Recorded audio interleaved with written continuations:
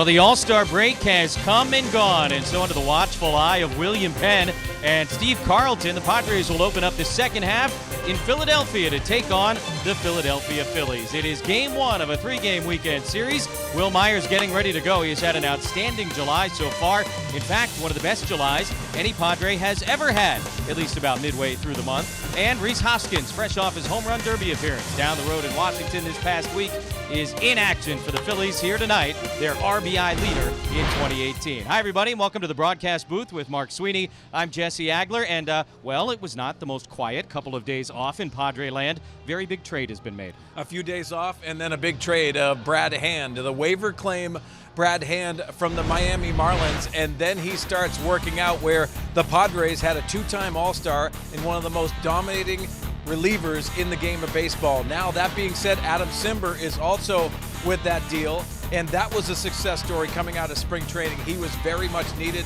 for the Cleveland Indians. The Padres acquire one of the best talents in baseball, Francisco Mejia. And you think about what the scouts are raving about this young man, a switch hitter that has bat-to-ball skills. He's a catcher, outfielder, and possibly third baseman, but the Padres would like to keep him in the catching position, but he continues to pound the baseball at the AAA level, and the Padres had to make this deal because there was a need in Cleveland, but there's also a need in Padre land with all of these guys in the minor leagues, and it's an added bonus for another prospect. Pretty incredible. You saw that number at the bottom of the screen. The Padres now have 10 of the top 100 prospects in all of baseball. That's one team having 10% of the best prospects in the entire game. When we come back, this game gets started, and hey, Freddie Galvis is back. A fan favorite in Philadelphia returns to Citizens Bank Park for game one between the Padres and Phillies.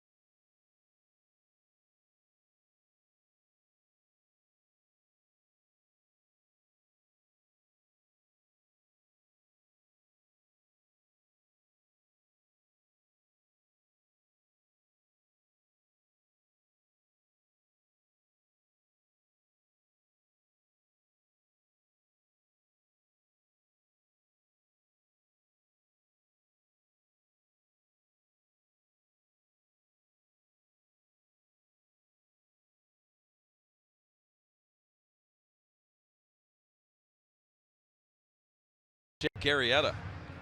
How far you see 7 errors, but he's got a gun back there. He has already thrown out 17 would-be base stealers this season.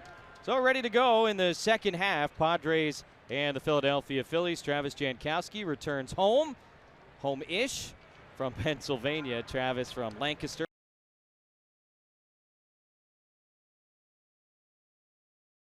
Able to come home wherever that may be over the course of the baseball season.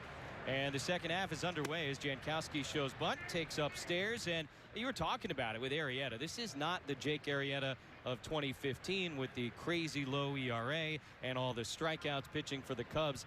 This is a guy who is striking out fewer than he has in a long time, but getting, like Clayton Richard, a ton of ground balls. Yeah, I think he invigorates himself by going to a different place where the home run ball is prevalent. So you have to make sure you have modifications. He knows how to do that. He sinks it, he cuts it with the fastball. Also has a four-seamer at the top of the zone. But you can see the strikeouts have gone down. That doesn't mean he doesn't have the ability to do that. But he knows how to get outs. Finally a strike to Jankowski, and now 3-1 as Travis leads off against him here. Jankowski in AAA, basically the first month of the season with the Padres this season. Now 21 starts in right field, 17 in left, 13 in center. Exactly what you'd expect.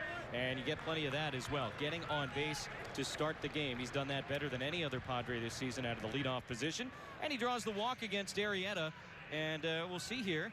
With all those double plays he's been getting, it's like Clayton Richard. He doesn't seem to sweat when there's a man on base. Yeah, and you think about this too, with the Padres' perspective, when you get the guy on first base that has speed, you want to try to create some problems, especially against the talented Jake Arrieta. Carlos Asuaje in the first half finished strong. He has hit in each of his last 5 starts. And a pickoff throw goes Aaron, and Travis Jankowski is off to the races. He will pull up at second as Santana, the first baseman, got there. Padres say, don't worry about that ground ball double play. Now a man in scoring position right out of the chute. Well, certain elements, and you know what the speed has to do with it. You see Arrieta trying to pick off Travis Jankowski. Just the awareness of having speed and what kind of weapon that is for Travis.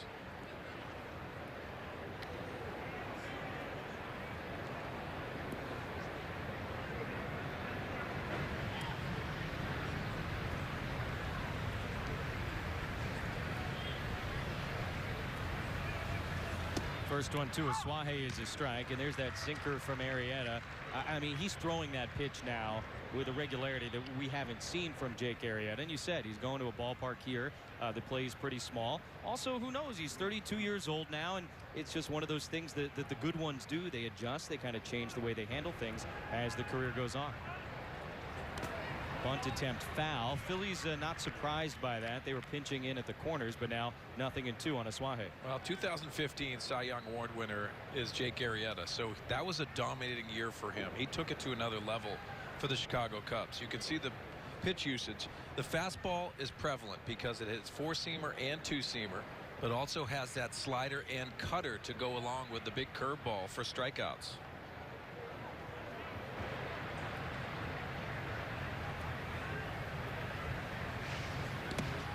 Almost came inside and hit Asuaje, and maybe no, it did not. Ball and 2 strikes to the number 2 hitter. Padres ended the first half being swept by the Cubs, Arrieta's old team. Phillies dropped their last 2, but generally playing some pretty good baseball, and I'm sure for Andy Green and this Padre team, nice to get away for a couple of days, reset the mind if nothing else. And the All-Star break, I'm sure as a player, is sometimes a very welcome moment on the schedule. Yeah, Jesse, so important to just get yourself away and try to detach yourself from the game, because mentally this is taxing. Freddie Galvis coming back to Philadelphia, he was excited for that, but there's emotions that you have to detach yourself from the game of baseball that you can benefit moving forward in the second half. 2 balls, 2 strikes on Asuaje, and Carlos ropes that one into right field. Alter's not going to get there. Jankowski's going to come in and score easily as Asuaje digs for extra bases. He will get into second with an RBI double, and the Padres a 1-0 lead, 2 batters into this game. It really goes back to the curveball that he took the previous pitch.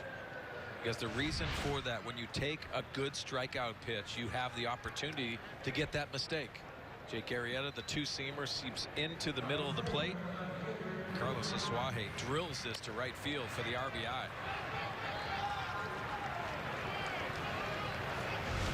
Double number 6 on the season for Asuaje, and 10 pitches into this game, the Padres have a lead and another man in scoring position.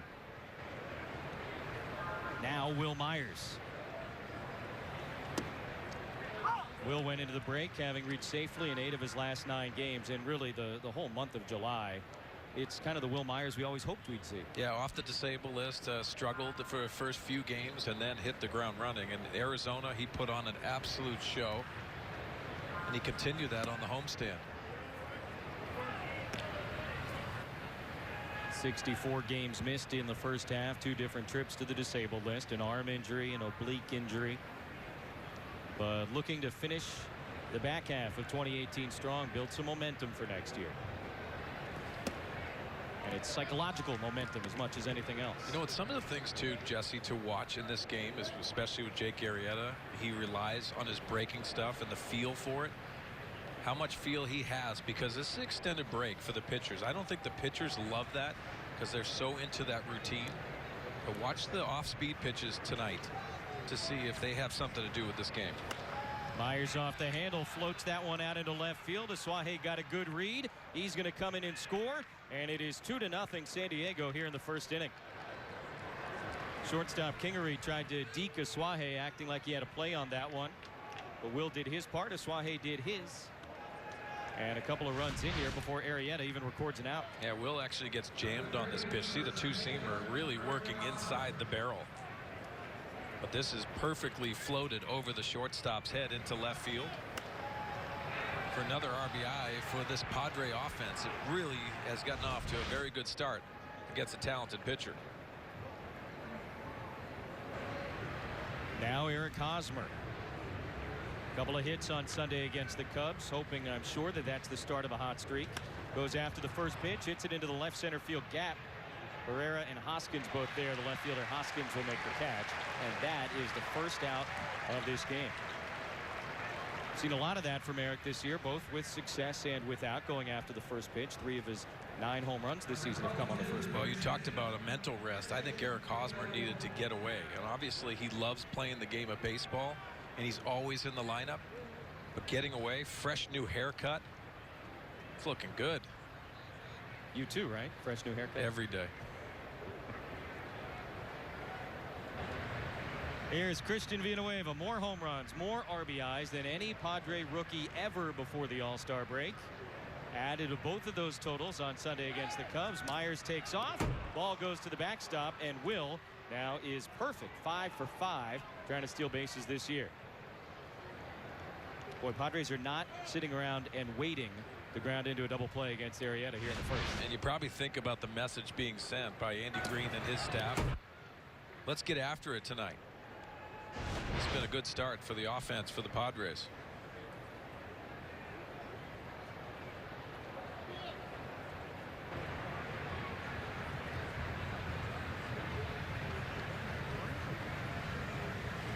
Villanueva grounds one to third, but that's a foul ball. Evens it up on him. 19 home runs before the All-Star break. As we said, no Padre rookie has ever done that before.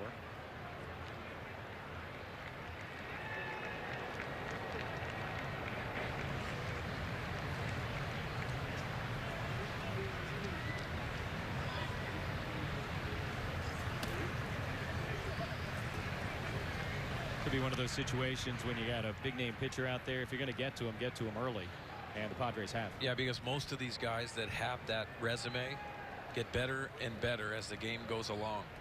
They get a good feel for their pitches. That's the reason why that first inning is so important. Villanueva just able to lay off now. He is in the driver's seat. 3 balls and a strike. You mentioned the layoff, and you're right. I mean, it knocks these guys off the routine that they've been in since spring training, and oftentimes longer than that. Arrieta, like Clayton Richard, last pitched on Friday night. Pitched very successfully, I might add, down in Miami. 7 shutout innings. Villanueva swings and misses. 3-2. Yeah, some of the guys that stayed around in San Diego area or went somewhere else had a workout before they got on the plane yesterday and flew to Philadelphia. I tell you what, offensively, when you take 4 days off, it almost feels like you're just starting up again in spring training. So you're wondering what that's going to be like when you get into that game situation and the intensity's there. Payoff pitch is grounded to Maikel Franco, and now 2 away as Myers ends up at third base. Yeah, I think Will thought it was 3 outs there, and he got lucky in that scenario. Why I say that is because that ground ball goes to third base. It looked like a pretty good read. Then he started handing his helmet to Glenn Hoffman, the third base coach. Watch how he shuffles off, and it's a ground ball to third, but Franco is back at third base, so he easily passes him going to third base. No harm, no foul. Manuel Margot becomes the 6th man to bat against Arrieta here in the top of the first inning. And like so many other Padres here so far, it takes ball 1. Nice series against the Cubs last weekend. 4 out of 10 with a couple of doubles.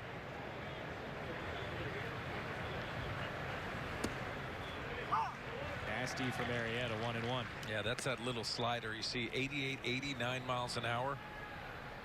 Has a little more depth, and he also has a cutter to go along with it. It's off of that fastball.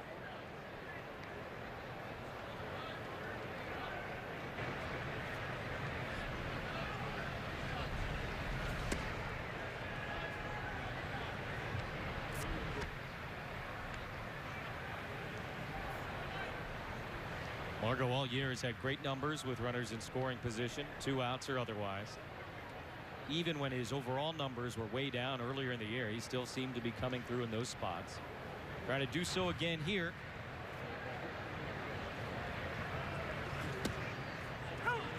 Well, Jesse, for me, when you start forecasting the second half, and it's the latter after the All-Star break, I think the important part for the Padres is to see what Manny Margot is. Saw some adjustments late in that first half before the All-Star game. Now you'd like to see a good, productive last 2 months. Saw 2 different guys last year out of him, really, and again this season. That one gets kicked away, and Myers going to come in to score the 3rd run of the inning.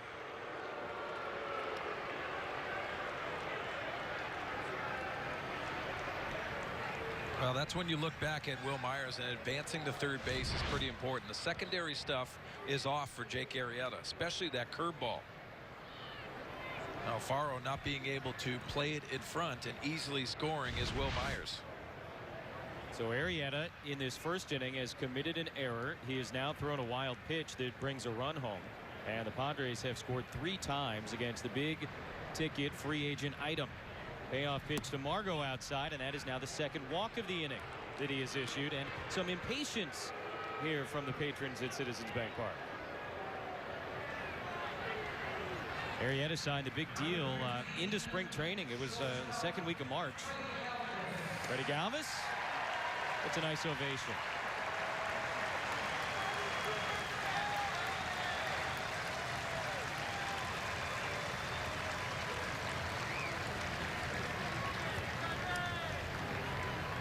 Former Philly playing here as a visitor for the very first time. Made his major league debut with the Phils back in 2012. He was an everyday player last 3 years and has been literally an everyday player this year. Margot takes off. Alfaro's throw goes into center field. How about another stolen base and another error? Margot gets all the way to third.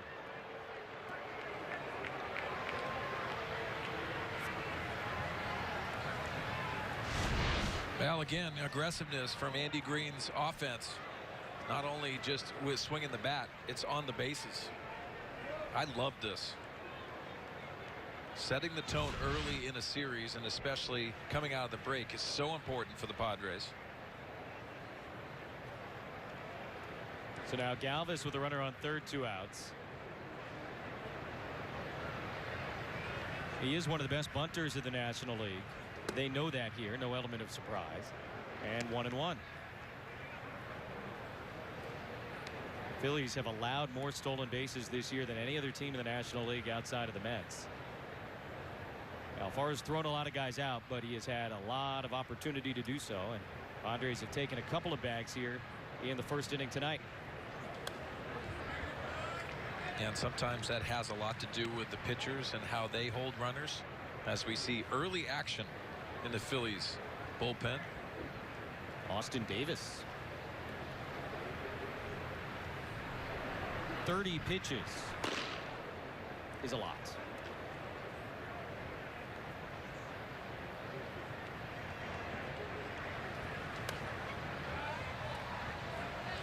I got to talk to Freddie Galvis before the All-Star break, and I said, hey, going to Philly, are you excited? And he goes, you know I am. He goes, but it's going to be weird. And it is.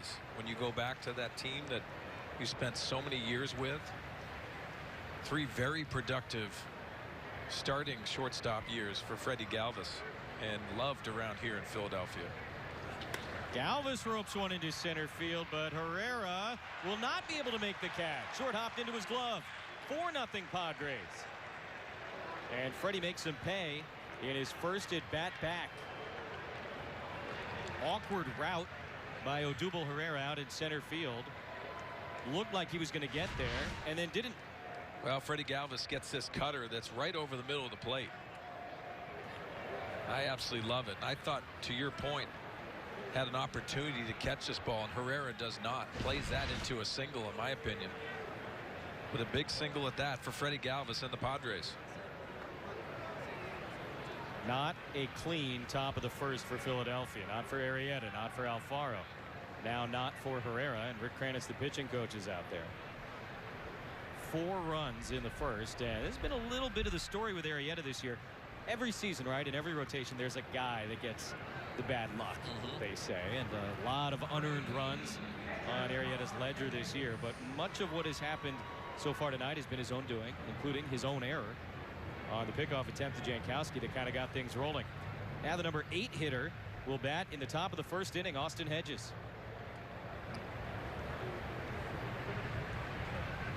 Talked about Will Myers' big July. Austin Hedges also swinging a good bat here this month. Went into the break, having hit in 4 out of his last 5 games. And a .382 average in the month of July so far. And also had a 2 home run game here last year in Philadelphia. So you always love going back to those parks where you had big production days. I'll tell you what, Jesse, this is a hitter's paradise. You come in here, you see the ball well, which is a priority, but you also know you can power the baseball, and it's a fast track.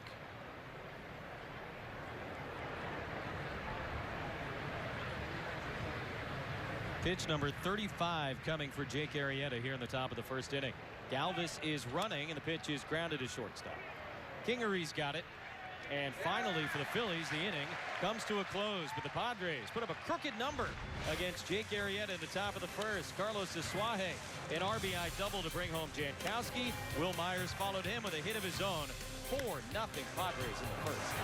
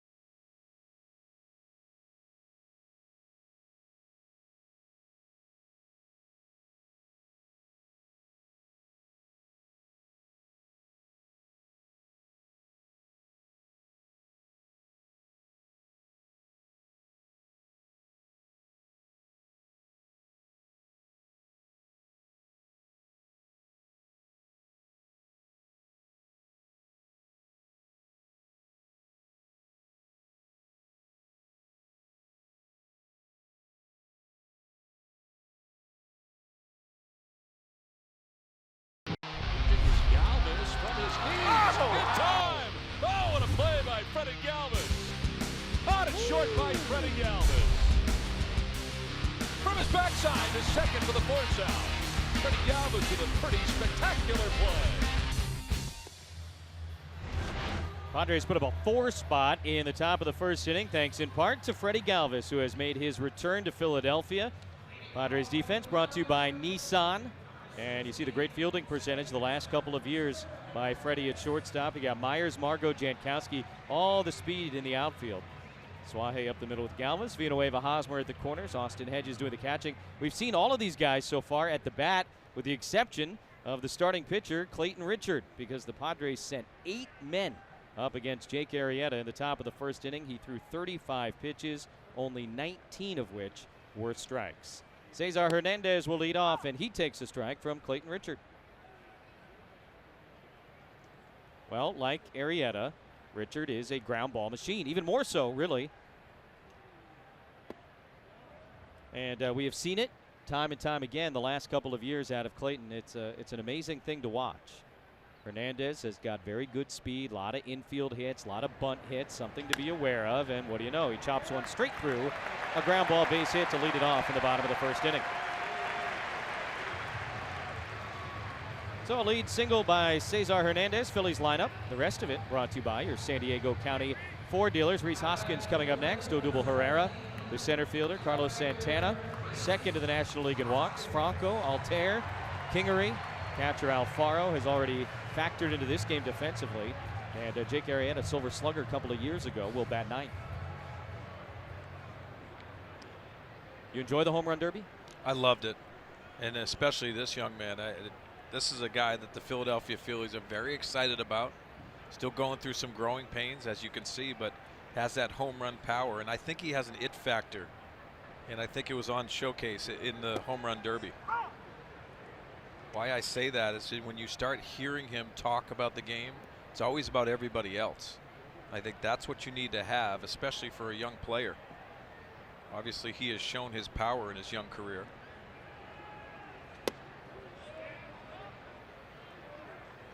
How about you? Do you like the home run derby? Love it. I think the new format a couple of years ago with the head-to-head, I think that remade it in the most beautiful way. You get the walk-offs now. It doesn't drag as long. It's more competitive. It's better television. I love it.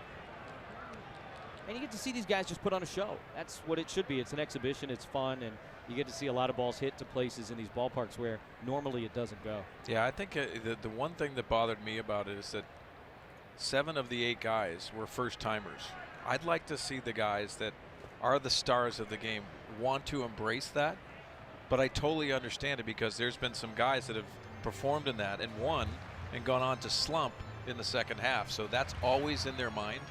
But I'd like them to get past it. These are the stars of the game that you have to enhance. So what do you do if you're Major League Baseball trying to get more of the big names to participate? Bryce Harper really was the only super-duper star out of the 8 this year, as you said. Oh, I thought Kyle Schwarber embraced it. This is a guy that it doesn't matter. Reese Hoskins, when you start talking about talent and young talent going up, it's like, listen, my swing's not changing. And he didn't change it. It's just pounding baseballs.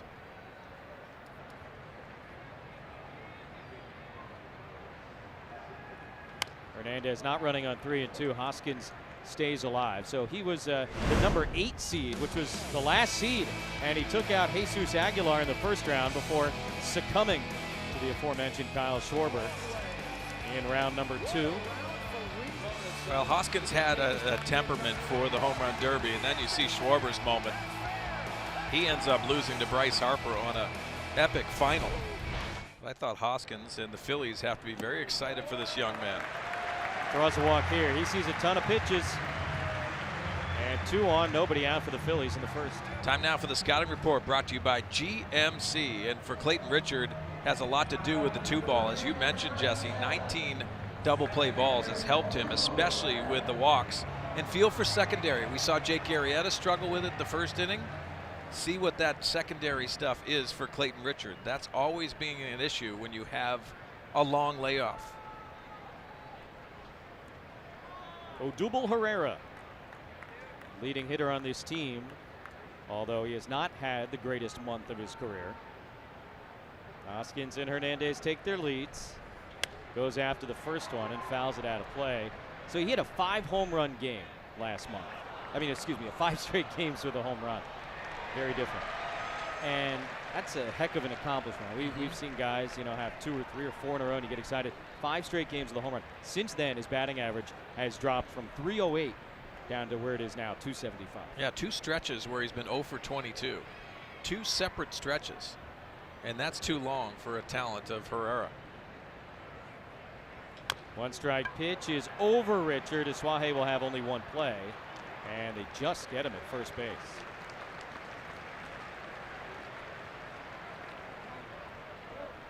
So a couple of men in scoring position as we take a look at the keys to the game, brought to you by your San Diego Honda dealers. I'm excited to see what you've got in store. Well, limit free passes, 14 in the last 3 starts for Clayton Richard. And for him, it has a lot to do with him pounding the strike zone. Now, we're in Philly, so you got to hit the cheese. That means hit the fastball, but hit the cheesesteaks while you're in town. Padres hit the cheese in the first inning against Arrieta. And now big Carlos Santana, who was, prior to the Arrieta signing, their big addition this offseason. Switch hitter, walks a ton, plays a better first base than you might expect. And Clayton Richard, like Jake Arrieta, perhaps trying to shake off a little bit of rust in the first inning. Clayton's last start was on Friday against the Cubs, did not factor into the decision. Padres would lose that game in 10 innings. In 6 innings, he allowed 2 earned runs, but the walks were an issue. You just alluded to that. 5 walks and 9 in his last 2 starts. Galvis will have a defensive chance here as the first run for the Phillies is going to come home. RBI ground out for Santana. And now 4-1 game in the bottom of the first inning.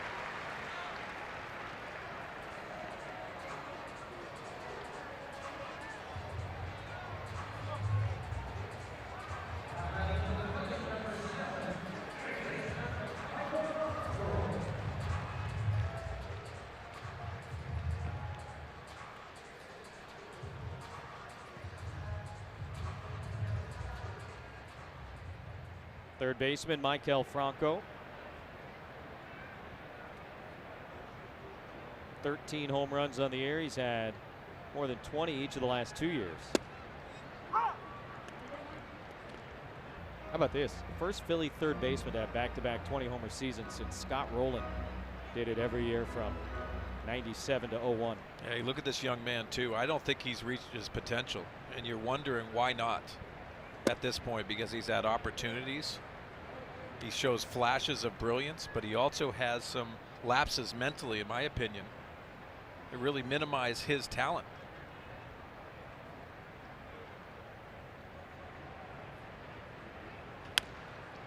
I think, Jesse, the point that I'd like to get to when it comes down to Franco is he was a huge prospect in the game of baseball for years. Everyone was talking about him coming up and making an impact, and I thought when he first hit the big leagues, he looked very good and very comfortable. Now he's settled in, and I think the league has adjusted to him, and it's been a struggle most of the times. Takes that one on the inside corner. Strike 3 called, and Clayton Richard limits the damage here in the bottom of the first inning. Phils get 1 back, but the Padres have the lead.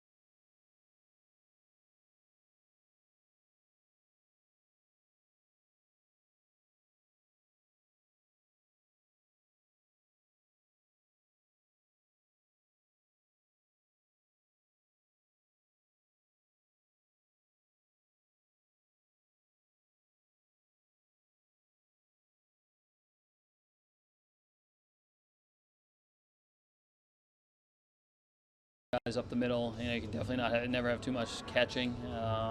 You know, so we've looked at, it's almost become a two-man position at times here in the big leagues. Very few guys that are playing really north of 105, 110 games right now. But ultimately, you know, I think we looked at, like, from a value standpoint, a talent standpoint with Mejia, it was just too much to pass up. Padres general manager A.J. Preller describing the acquisition of Francisco Mejia from the Cleveland Indians in exchange for Brad Hand and Adam Cimber. And the waiting paid off because they were trying to get Mejia from the Indians. They were refusing to give him up. This took weeks to get to the point where the Indians finally felt like there was enough pressure on their bullpen that they had to make a move. It all worked out. The waiting definitely paid off, Jesse and Sweens. As you can see, they finally got the man that they wanted. Yeah, we have learned, Bob. Thank you very much. A.J. Preller, very patient. You know, he's not going to make a move just because I think people in baseball expect him to make a move. He wants to wait for the value that he sees for his guys. I think we saw that with Craig Kimbrell a couple of years ago. Now we see it with another great reliever in Brad Hand. I'll tell you this, Jesse. Being in the Los Angeles Dodgers front office and those scenarios that you have to work through, I think people need to realize that there's opportunities for an organization, and I'm sure that the Padres had multiple offers for Brad Hand, and they had to weigh those situations. So I think when it comes down to it, you have to weigh all of those and make your best decision for an organization. And I think that's what they ended up doing. And to get a talent, as you mentioned, a top 100 talent, and most people rate him in the top 20, which I think is pretty impressive. That's what you have to do. And you have to go out there and say, this is the best part for our organization, our best piece. And yes, we're giving an all-star and also a talented right-hander in Adam Cimber. But we have to make sure that we can sustain it when we start getting very good, when these prospects start coming up to the big leagues. Well, one of the things you heard there from A.J. was, you know, that question about, well, what about the catcher position? Because obviously the Padres have a really good catcher right now in Austin Hedges. And, you know, he brought up a point, and Andy Green echoed it later, that, you know, hey, look at the Dodgers, for instance. You got Yasmani Grandal, you got Austin Barnes. It's not necessarily a situation with most of the top teams now where you've got a guy who's going to catch 130 or more games in a season. I agree with that, but there still has to be a conversation with Austin Hedges and the rest of the catching staff, because when you bring on a talent and you trade for somebody, you know he's going to be in the big leagues, and that's coming. And how are they going to adjust to the roster when it comes down to Francisco Mejia making it to the big leagues here in San Diego? Mejia today officially opted to AAA El Paso. He was at AAA with the Cleveland organization in the International League. 14 home runs so far this season. The power is not necessarily the main thing. I mean, this is a switch-hitting catcher, and the bat is the first thing anybody talks about when they discuss it. And they discuss bat speed, and bat speed is a priority if you're projecting power. And for Andy Green and his staff, it's really how you develop him to get him ready for the big leagues, and also how you can integrate him into the organization and feel comfortable. But yes, when you trade an all-star, a two-time all-star, and another talented right-hander, you know that that young man's going to get an opportunity in the big leagues. 2 balls and a strike to Travis Jankowski as we discuss the big trade pulled off by the Padres this past week. And that'll be a chance for Cesar Hernandez. Always got to hurry with Jankowski running. He makes the play. And Bob, I mean, we were talking about it. The catching thing is just so different now than it used to be in Major League Baseball. You know, it really has changed, and it was interesting when you started hearing A.J. talk about how it's just not a 130-game position anymore. It's true. And you look at last year, only Martin Maldonado with the Angels and Yadier Molina with the Cardinals caught more than 130 games last year. Everybody else was in the 80, 90, 100 range at the most. So it's not uncommon to see this position shared. And the thing that I'm always curious about is how does that translate into handling your pitching staff? Now, if it's split 60-80, both guys are going to get an opportunity to stay sharp and understand their staff. But if it gets too imbalanced, that's a whole different story. But I guess the point is there is room for 2 impact-type catchers on a lot of teams now. Yeah, it's a challenge certainly for any manager to kind of piece all of that together. But you know, we've seen more and more of these super utility guys where, you know, maybe that used to be a bad way to be described. It's not the case anymore. I mean, Kike Hernandez is maybe an extreme example with the Dodgers, but you've got guys who play second base and catch, or play the outfield and catch, or play, you know, 8 different positions or 7 different positions. It's not uncommon, and the really good teams all seem to have at least one guy like that. Suaje puts a charge into one, but Altair is there in right center field. He makes the catch, and a 1-2-3 second for Jake Arrieta after the rocky first.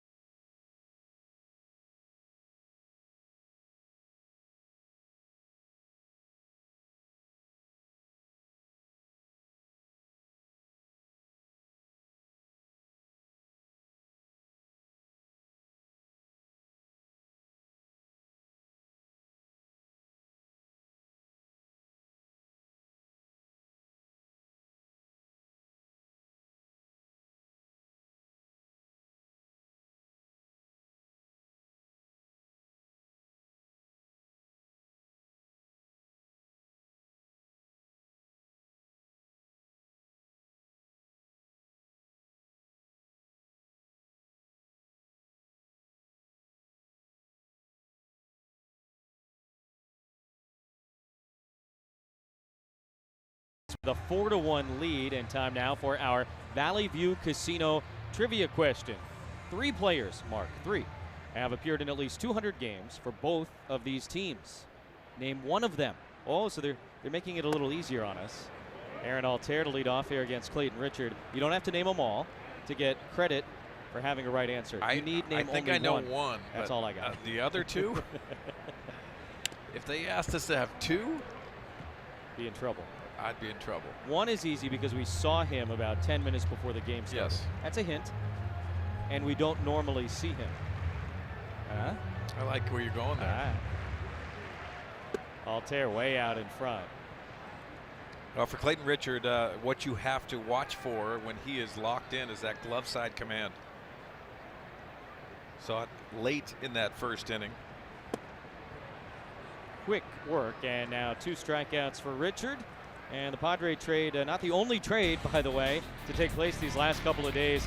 Manny Machado finally dealt, and he goes to L.A. What do you think? Are the Dodgers the favorites in the National League? I thought they were the favorites before this trade, and the reason why, because Clayton Kershaw is off the disabled list. I think they are getting healthy at the right time. But this is an impact move, and obviously he's going to be playing shortstop with Seager's injury. And that's where he wants to moving forward. That being said, I think the Dodgers have the upper hand not only this year, but in signing him, because I thought that was an important part of that trade. 26 years old, and he's looking for a big contract in the offseason. Huge contract with his free agency coming up for the first time. So you do think it gives the Dodgers an edge just having him in the building? I do, and the reason why, because you can start looking at the history. You understand where they were last year. If they advance into not only the playoffs this year and continue on that march. And I don't think the Dodgers are done. That one's into left field. Myers comes over to cut it off. Should hold Kingery to a single. It does. The Phillies shortstop reaches with 1 out in the bottom of the 2nd inning. But I think if you look at the Dodgers, they're dangerous because not only did they prove to themselves last year that they can take it to the next level, I think if they modify their roster and tweak their roster a little bit, they get better. They're very versatile, but now they have a presence that you have expectations. Manny Machado is 26 years old, and he's already put together a very impressive resume. He's one of the best players in baseball, and now he will be on one of the best teams in baseball. Last couple months of the season, and next year we'll see. Well, I think these Philadelphia Phillies are going to be involved. They have a huge payroll to go out there and acquire a talent like that, but there's going to be all kinds of teams lining up for that. I think the Philadelphia Phillies are disappointed that Manny Machado's not here tonight in their uniform. Yeah, Phillies come into tonight first place in the National League East half game in front of the Braves, who are in Washington. And they, I think, look at the left side of their infield as a place that could use an upgrade. They like the starting pitching. Had an all-star in Aaron Nola. Obviously, Arrieta at the front of the rotation. Gabe Kapler's got some pieces, but they need a bat, they think. And I think any good team would say, we could use another reliever. It wouldn't hurt. Yeah, and when you're using a lot of young relievers, you need experience at the end of the year when you're going through that playoff push. See the standings right there. Alfaro now in front, 3 balls and no strikes. They are in first place coming out of the All-Star break for the first time since 2011. Yeah, that's surprising, and that's when you had Ryan Howard at first base, Jimmy Rollins at shortstop. Chase Utley was here. This is a team that you know that they can sustain themselves because they have a lot of talent. Second walk issued by Clayton Richards, and now with Arrieta coming up, 2 on and only 1 away. MLB.TV is now available at a lower price.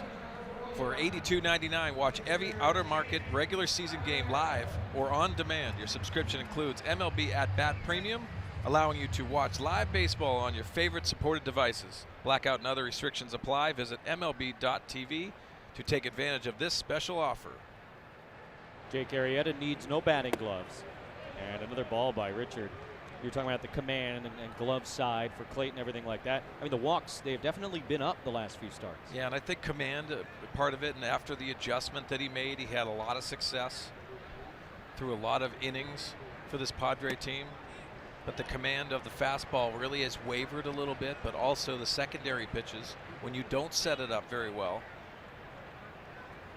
is very important. Clayton likes to work quickly. I think Freddie Galvis there just coming over and inserting himself into the tempo of this game a little bit. Command not precise at the moment for Richard, who has walked 2, and he's fallen behind 2-0 on the opposing pitcher. Arrieta can swing it. Mentioned he won a Silver Slugger a couple of years ago. He's got a home run this year, 6 in his major league career.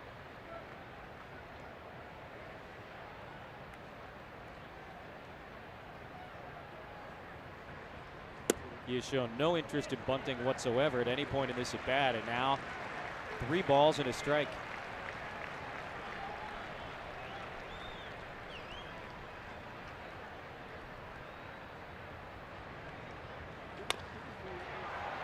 Backing up on it as Suaje gets 1. Galvis is turned wide and late.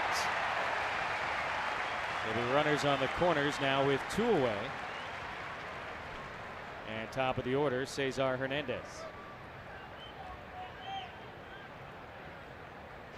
Now this ball's not hit too hard, and you watch Freddie Galvis on the turn. He has to try to quicken it up. So that exchange has to be a bit quicker. See the transfer pulling off Hosmer off first base. I think Arrieta would have beat that out anyway. So Kingery at third base. And Hernandez coming up. He singled and scored back in the first inning against Richard.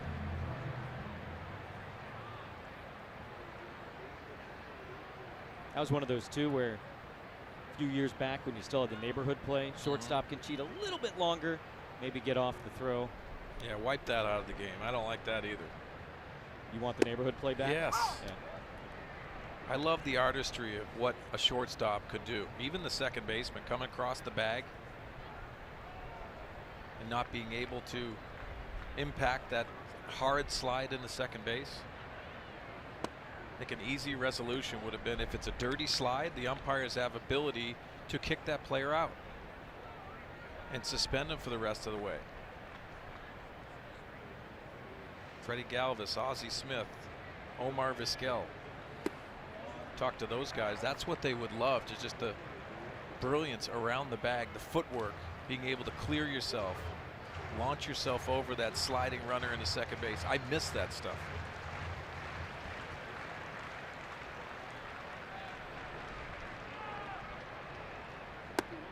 3 and 1 on Hernandez. Yeah, too many hitting counts for Clayton Richard early in this ball game.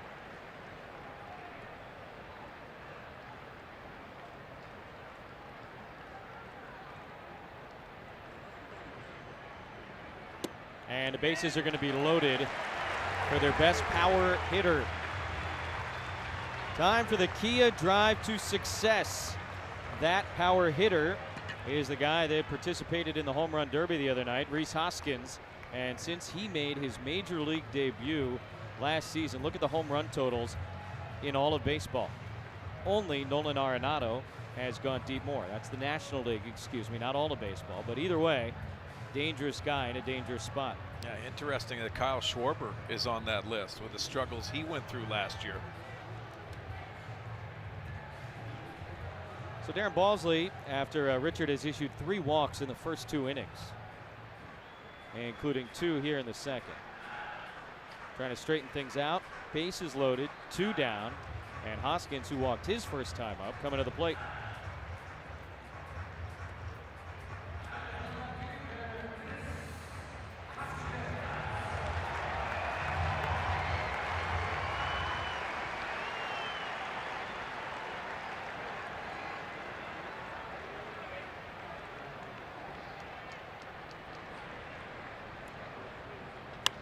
Went after the first one, and a foul ball, 0-1. Going down to Bob, and Bob wanted to ask you challenges of mechanically coming out of the All-Star break for pitchers. Yeah, sometimes it can be an issue, no question about it, especially if you're one of those guys that has the extended break. For example, the young pitchers who they want to give those breaks to conserve their innings. But for Clayton, it shouldn't be that big of an issue. He's pretty locked in. He's got his bullpen in between. Shouldn't be an issue today, guys, really.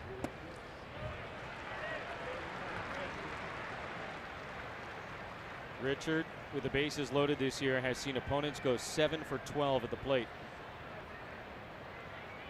Chewing that gum a little bit harder in the Padre dugout right now. After the 4-run first inning, the Phillies chipped away in the first and now threatening big time here in the second. Inside, ball 2. Well, that's the swing pitch. 1-1. You start looking at it now. Rhys Hoskins understands Clayton Richard has to come on the plate. He does not want to go 3-1, so this is going to be a quality pitch for Hoskins.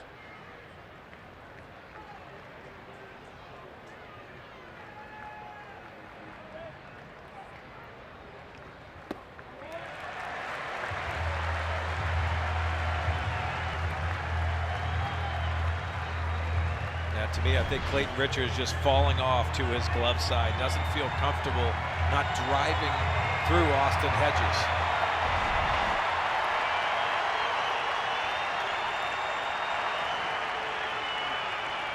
Here's the 3-1 to Hoskins. It goes to the backstop, and it's a 4-2 game.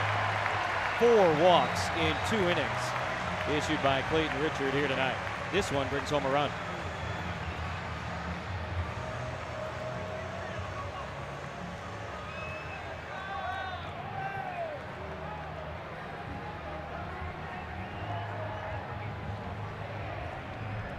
Saw the Phillies with action in the first inning in their bullpen, and now here in the second, Robbie Erlin is up and throwing for San Diego. Well, everyone is rested and ready to go, but that doesn't mean that the first game out of the break you want to empty the bullpen. Some of the challenges for both managers here tonight. So Hoskins, we said, was in the home run derby. He's not the team's leading home run hitter. This guy is. And Herrera takes a strike, 0-1.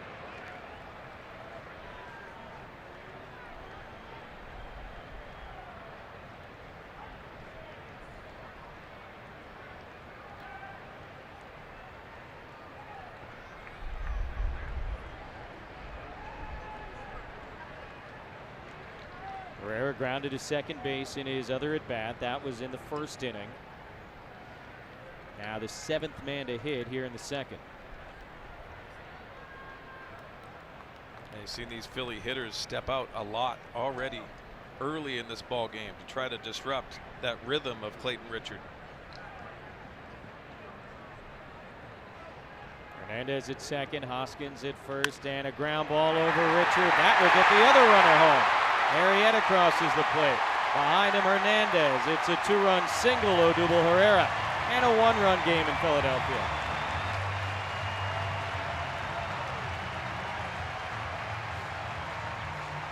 Ties it 4-4. Now command waivers, and what you have to do is try to throw on the middle of the plate. Hopefully that sink helps. He gets the ground ball, but this is easily placed up the middle of the diamond.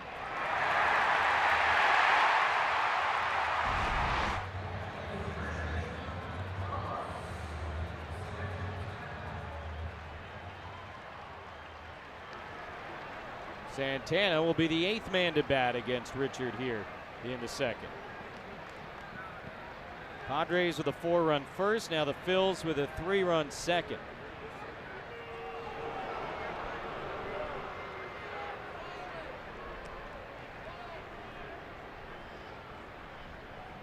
Hoskins at third base.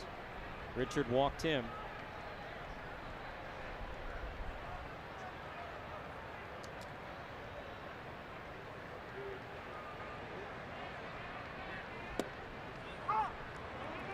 Oh, really, the mentality here is much like Jake Arrieta did in the first inning. Just limit the damage.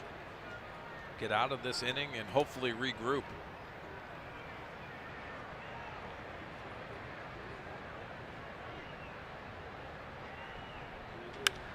In the air, straightaway center. Margot looking up. 3-run home run, Carlos Santana.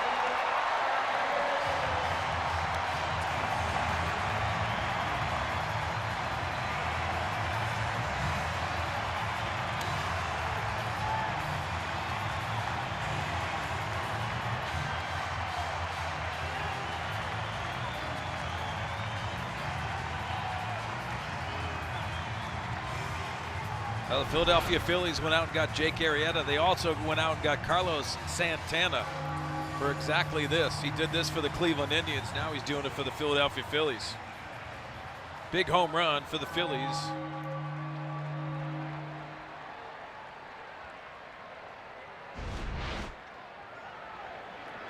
Santana hit 23 a year ago. That's his 15th of this season as Maikel Franco takes ball one.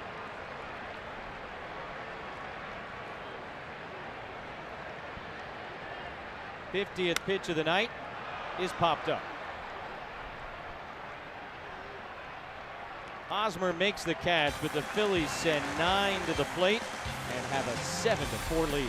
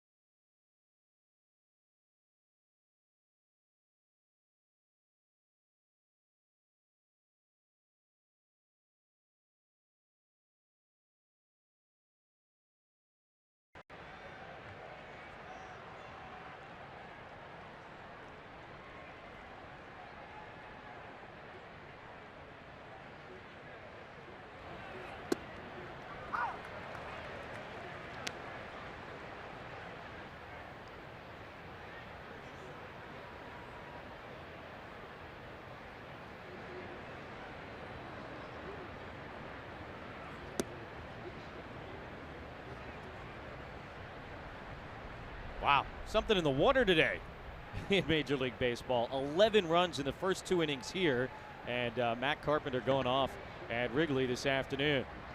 Jake Arrieta, the beneficiary of some big-time run support in the bottom of the 2nd inning, and I wonder if he watched his good buddy go off at Wrigley Field this afternoon. Yeah, the TCU Horned Frogs, the pride of TCU. But you think about Matt Carpenter, when he was in San Diego, he sat for 2 games straight because he was struggling so much. And now he has been on fire for the Cardinals, who need to make a push. Already fired their manager, Mike Matheny, before the All-Star break.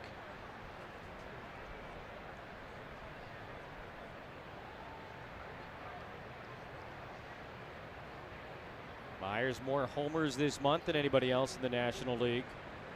RBI single, stolen base, run scored his first time up, and he just laces this one into center field. Another base hit. He really is swinging a great bat. Time now for the tools of the trade, brought to you by Ram Trucks. Has a lot to do with Jake Arrieta, the right-hander on the mound, and it has a lot to do with the sinking action that he's gotten since he's been in the Philadelphia Phillies uniform. Relied on that sinker, and he's really induced a lot of ground balls. Ground ball rate goes up. Also, the double play balls induced 18 on the year. Even helping himself right there. He and Clayton Richard going about it very much the same way these days, and of course they were teammates for a year and a half, 2 years in Chicago.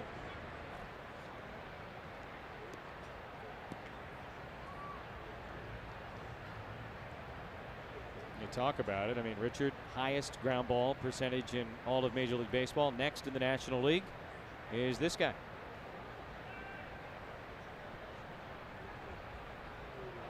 A lot of balls in play. That's where those errors and unearned runs can come around. We've seen that with Clayton. Sometimes the ball's hit right at somebody and you do get the double play. Other times it finds a hole. Other times somebody boots it. That's why there is such a premium on the strikeout pitcher, because none of those other factors matter. And Arrieta was once that guy, but I mean, look at his last start, 7 shutout innings in Miami, 3 hits, 3 strikeouts. That would have been unheard of from him 2-3 years ago. Yeah, and the inconsistency he had in the Chicago Cubs uniform. Oh, Myers picked off. We'll wait and see. Obviously, Wilt doesn't think he was out. First base umpire is the crew chief, Jeff Kellogg. Well, Jake Arrieta has quick feet, and you can see he already had those quick feet on Jankowski's throw. Just pulled it and went up the line. He'll challenge it. Here's the quick feed of Jake Arrieta, and you can see Will Myers was already pausing to go towards second base to get a bigger lead. And watch that right hand on the back part of the base. That's pretty close. Yeah, it's a good retreat by Myers. And he went to the outside corner there, made Santana have to reach for him. Looked like he got the fingertips on the bag prior to the tag. I've gotten out of the prediction business on the replay reviews.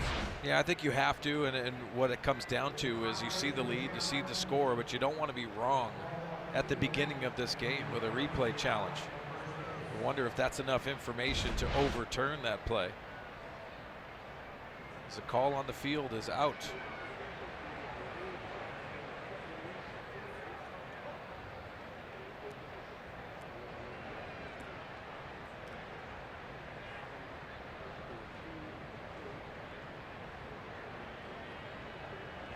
It's Kellogg, the crew chief, who made the call. Third base umpire James Hoy on the headsets as Santana and Myers debrief.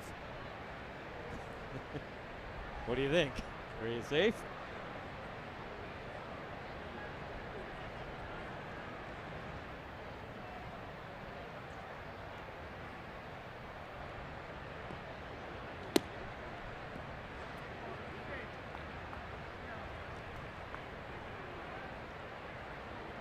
There you go. Padres win the challenge. And Myers not picked off, but like you said, he telegraphed his intentions a little bit there. He's already stolen 1 base tonight. Looked like he was maybe leaning towards second there. Yeah, a lot of guys at first base get that casual lead, and then they try to get an extra step when they go into that stretch motion.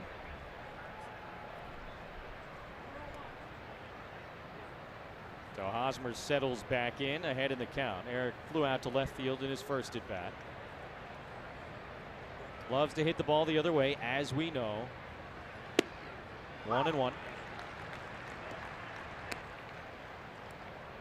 For all the talk about the Hosmer slump going into the All-Star break, still more hits, more walks, more doubles than any other Padre in the first half.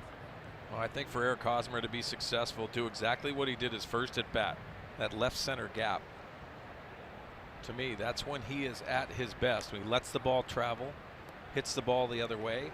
At times, other teams are forcing him to pull early, and most of those have been swing and miss or foul balls down the right field line. He has stayed extremely positive even while struggling, and Andy Green has talked about he likes the younger guys seeing that from Hosmer, realizing that this sort of thing is inevitable over the course of a season, and it's how you react to it that really dictates so much of what is to follow. Now, he's a pro, and you spend any time around an Eric Hosmer, it's what he has done, the body of work in a Kansas City Royals uniform, and he has an understanding that you have to go through these times to be able to push your way out. Makes you a better player.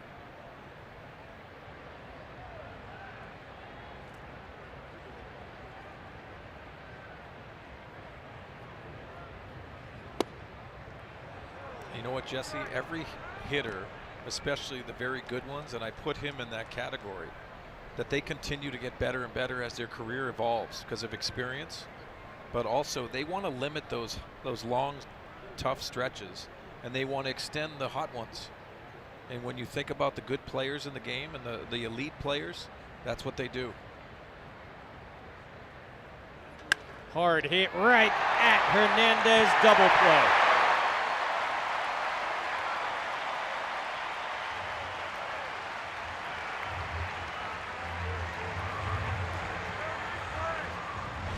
Well, hot smash by Eric Hosmer again. He puts a good quality at bat on it. And for Will Myers, got off and extended past first base too much. I think they would have had him already, but he made a commitment going towards second base. Villanueva now, and he takes outside. We're talking about all these double plays Arrieta has been getting. We didn't mean like that. That's the first one he gets tonight.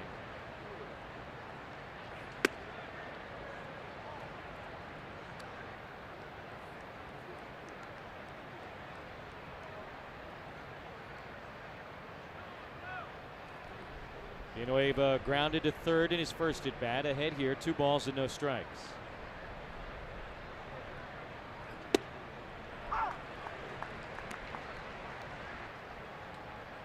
The base is empty now. 3 infielders on the left side.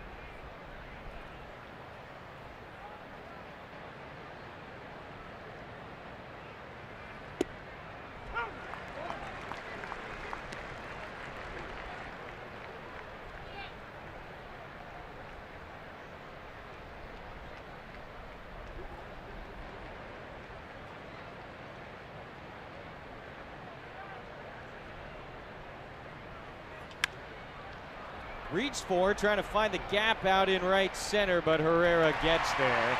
And that's all for the Padres in the top of the 3rd inning. 7-4 Phillies.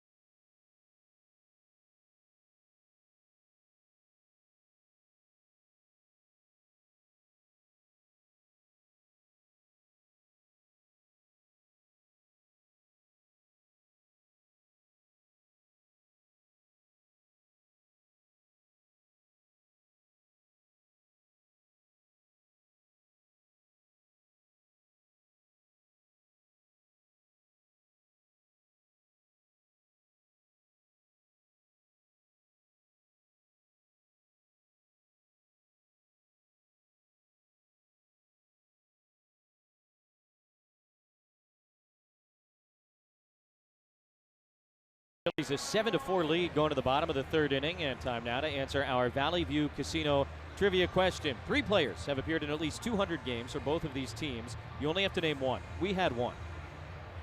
We had that guy. We had John Kruk. Randy Reddy. Yeah, I should have had Randy Reddy. Krucker. Clayton Richard trying to settle in after the 6-run second inning by Philadelphia. Who doesn't love John Kruk? Obviously, he's beloved here in Philadelphia for obvious reasons. I loved watching him hit. Clutch. He's had bat-to-ball skills where he could go all over the place, line to line. When the personality and talent intersect like that, it is very good for the game of baseball. Sure is. Altair flies to right. He's 0 for 2 and 1 out in the bottom of the third inning. A nice resource, too, if you're a young player. I mean, you and I were talking about this before the game. As a player, you know, sometimes you look anywhere you can for a piece of advice or wisdom, maybe, more than anything else. I mean, you were saying in St. Louis, you know, getting to have access to Ozzie Smith, you know, somebody like that can be invaluable as a young hitter. It's tremendous, and you have to be able to pluck that resource and be able to ask questions. Such an important part. And when John Kruk came in here and I asked him, I said, hey, do the Phillies hitters ask you questions? He said some of them don't even know I played. And they have to be reminded, go out there and look at the plaques out there in Monument Park here and what John Kruk did. You have to know the history of the game. Villanueva snags the line drive. He's gotten better and better at third base. I don't think there's any doubt about that. And a stung ball by the shortstop Kingery. And Christian Villanueva took away extra bases. You know, Glenn Hoffman always talks about it's a reactionary position at third base, the hot corner, and being able to react to line drives like this on across your body with the glove. What a play by Villanueva. He's loving it. So are his teammates. Bob Scanlon, former Philly, downstairs. What do you remember the first time you met John Kruk? Yeah, you know, I was drafted by the Phillies in my very first big league camp. I go to my locker. I'm right next to Steve Bedrosian, and I look over down the row, and there's this sloppy, overweight, bearded person rummaging through John Kruk's locker. And I said to Bedrock, I say, hey, Steve, should we call security? There's somebody rummaging through Krucker's locker. And he goes, that's Johnny. That's Krucker. I'm like, ooh, never mind.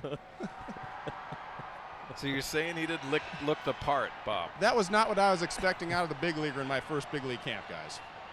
And then I saw him with a bat in his hand, and my perspective completely changed. That's so true. Yeah, you can look however you want. You hit like that.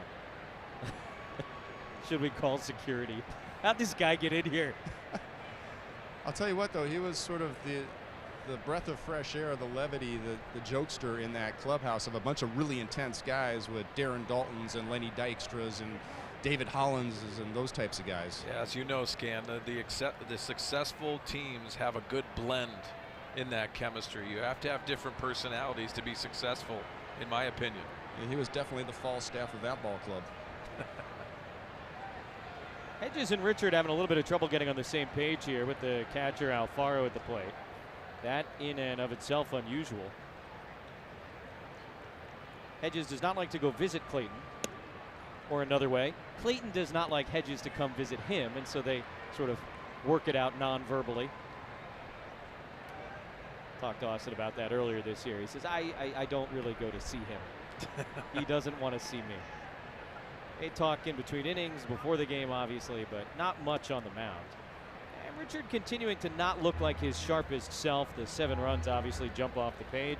Tied for the most he's allowed in a game this year, but Darren Balsley, I'm sure, thinking about the walks as much as anything else. You almost seem like he wants to get into that rhythm and set the tone, and you're not able to do that because of the command is off tonight. Just seems like when he has to, he's got too many hitters counts, and you have to throw that pitch where you don't have as much action on the ball. He's trying to work the edges, and it hasn't worked too well tonight.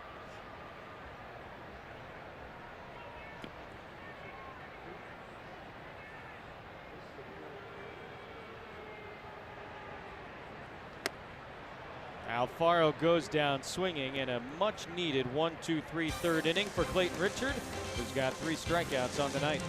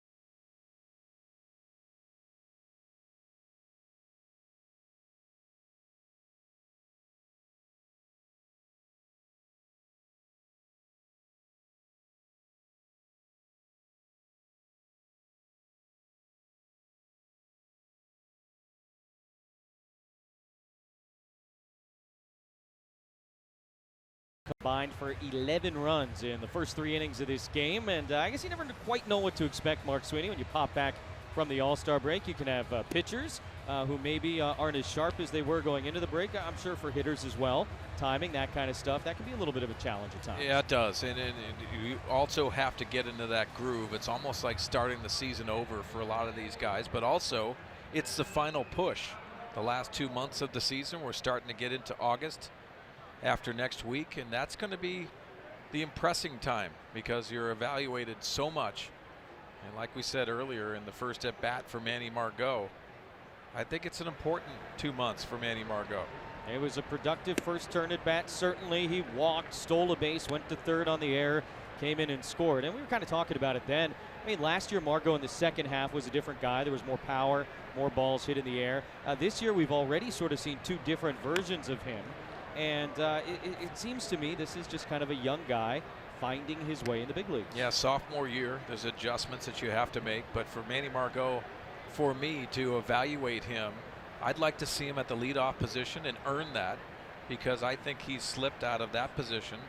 And also the stolen base percentage has to go up. And his defense, which we saw him make some very good catches in that Eric Lauer brilliant game against the Dodgers. I think Andy Green wants to see growth from his younger players. Austin Hedges fits into that. And there's opportunities in the bullpen because of the trade to the Cleveland Indians of Brad Hand and Adam Simber. Yeah, a lot of opportunity out there for a lot of guys. And with Margot and the stolen base thing, I thought A.J. Cassavell wrote such an interesting article about that a couple of weeks ago, I guess, on MLB.com. Skip Schumacher, who works with the Padre base runners, and Margot have been kind of going through this set of drills to help him get between first and second. And hey, now a couple of walks in his 2 plate appearances in this ball game. But you know, they saw that he was kind of leaking towards the outfield when he was running on a stolen base attempt, and every inch matters. Definitely. And they've set up in the outfield at times now like velvet ropes, like you'd see outside the club. And hey, Margot running a straight line, making sure that he's not, you know, leaking too far outside. Things like that, the finer points, because obviously he's got the speed to do it. Well, Jesse, I'll preface this. I think the stolen base is eluding the game of baseball now, but it doesn't mean Manny Margot and Travis Jankowski, they have to use that as an offensive weapon. For them to be successful, for them to maintain their status as everyday players, you have to go out there and perform and use that as a weapon offensively. And as those numbers would indicate, when you've got guys like Jankowski and Margot, and frankly even Myers on the roster, you're going to need to go a little bit. I mean, these are guys where, you know, to get the most out of them, it needs to be a part of their game. Definitely. And you have to press the issue. You have to use it as an offensive weapon for your team to score more runs. The Padres, to get to that next level, have to have guys that maximize their offensive potential, not only with a bat, but on the base pass as well. Margot took his 8th stolen base in 15 attempts back in the first inning. Freddie Galvis brought him home, and obviously that's not anywhere near the success rate the Padres want to see out of Manuel. I always use as an example too, Jesse. If you think about Johnny Bench, what comes to mind? Giant hands. Unbelievable ability to catch. Giant hands, has the ability to impact the game. There's the delayed steal from Margot, and he pulls it off. So Manuel tonight 2 for 2 in the stolen base department, and that is a very good success rate. And he did this a bunch last year. I think he was 5 out of 5. Not necessarily going when the pitch is thrown, but out of that secondary lead. Yeah, Alfaro's napping. He didn't take a look at Manny Margot. With the speed at first base, that awareness in the catching position has to be there. Manny Margot capitalizing on his lack of awareness. Rough night for Alfaro, and we're only in the top of the 4th. So Margot now in scoring position for Freddie Galvis, who already brought him home once tonight. And Freddie lines that one into right field. Margot had gone back to second. Now he is going to be waved at third base coming in. The throw bounces to Santana. No relay. And again, Galvis plates Margot. Now a 2-run game here in the top of the 4th inning.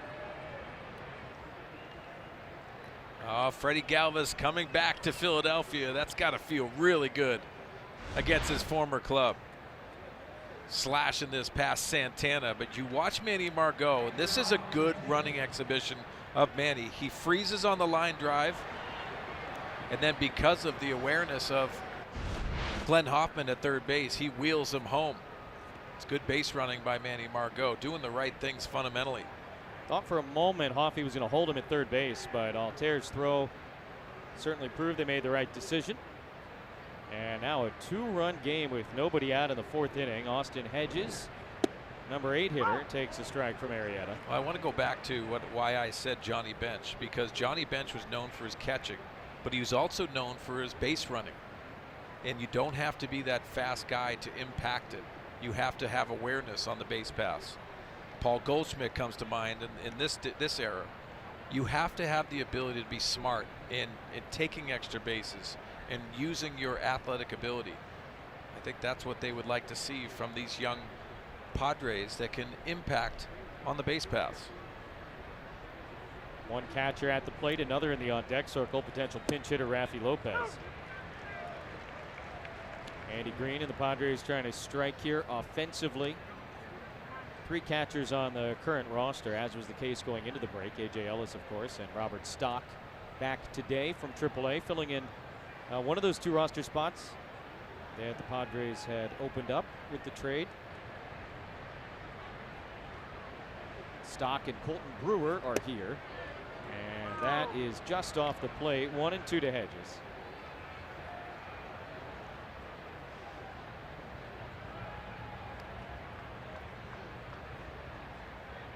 Mentioned he's been swinging a great bat, and you see it in the last 10 games, couple homers. Grounded as short his first time. Reaches for that one, serves it into right field for a base hit. Galvis will stop at second base, but another hit for the Padres, and now 3 straight men have reached to open up the 4th inning.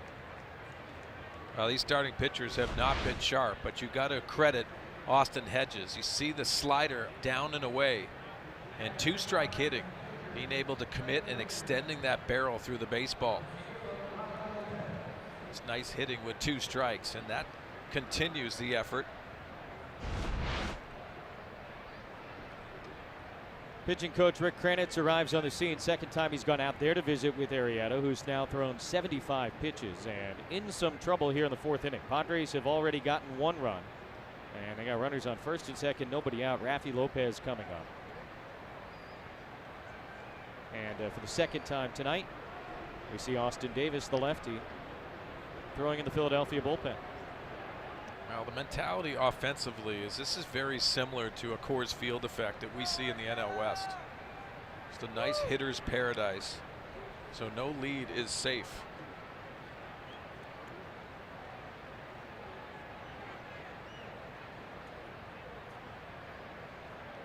Rafi was actually born in Philadelphia, grew up mostly in South Florida.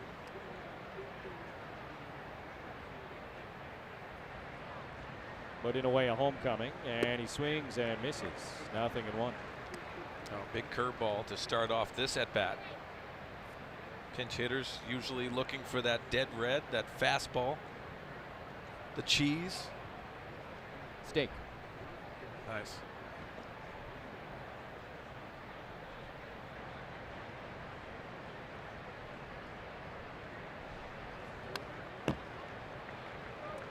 Quickly in the hole, 0-2. Rafi recalled last Thursday before the final game against the Dodgers when Joey Lucchesi was opted to AAA El Paso, just kind of managing his workload with the All-Star break at the big league level. Rafi had a great spring with the Padres, has hit 3 home runs this year at the major league level.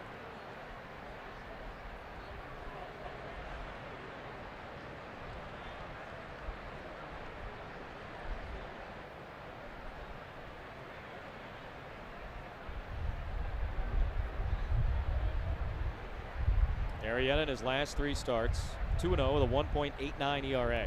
That guy has not shown up here tonight.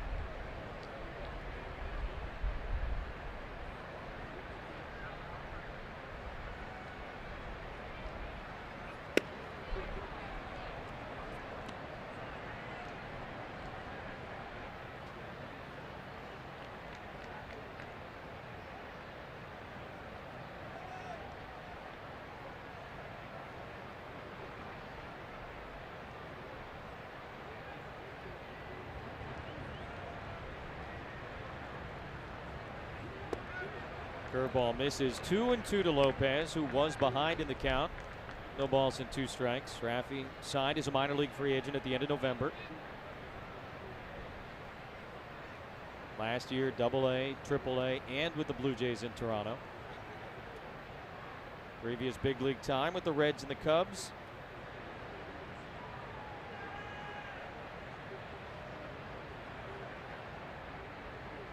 Now trying to pick up a pinch hit in his hometown. 3-2. I've seen a heavy dose of breaking balls. That was a changeup. The fastball off the plate was way off the plate. Manfred has not been on point tonight.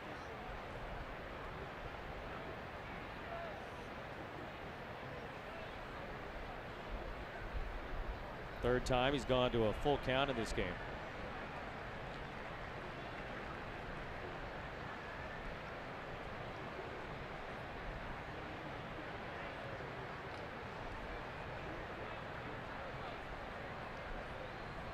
On 3-2, the runners stay put in a foul ball. Oof, that was a mistake. Raffy wants that back.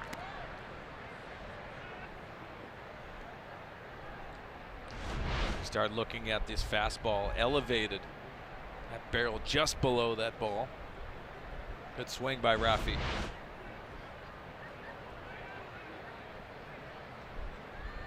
Those flags are starting to blow, and they're blown out the wrong way if you're a pitcher.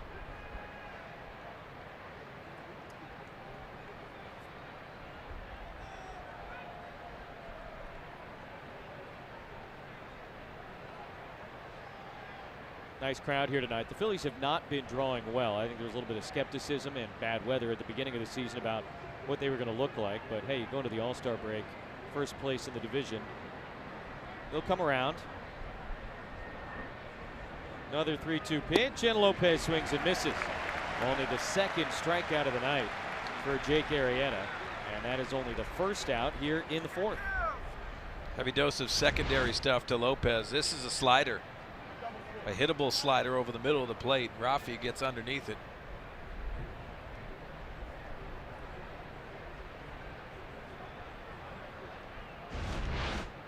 And that is going to be all for Jake Arrieta. Looked like Gabe Kapler went out to make a double switch. And now he will remove his starting pitcher in the top of the 4th inning. 7-5 Phillies, and a long way to go.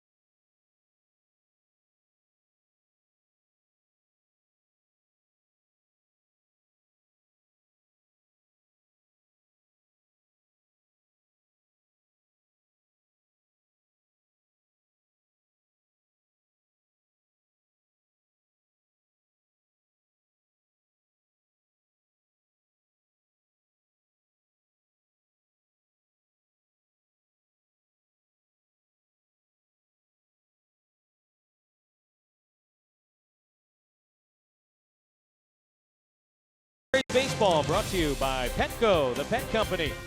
By Hyundai. Get a great deal, more than a great deal, on all new Hyundai vehicles. See your Hyundai dealer today. And by Jerome's Furniture, where Jerry's price is the lowest price every day. A pregame hug watch. Or just hugging. Freddie Galvis catching up with his former Philly teammates, popular guy here on the field, in the clubhouse, with the fans, with the players, with the staffs. Saw everybody. Hunter Renfroe pinch hitting here for Travis Jankowski. And against the new pitcher, left-hander Austin Davis, he takes outside 1-0. Boy, both these managers here really having to utilize their bench and their bullpen early. Davis, who made his major league debut last June, on for the 11th time in the big leagues. Oh, you can see Austin Davis, the big strikeout numbers, 14 strikeouts in 11 1/3 innings.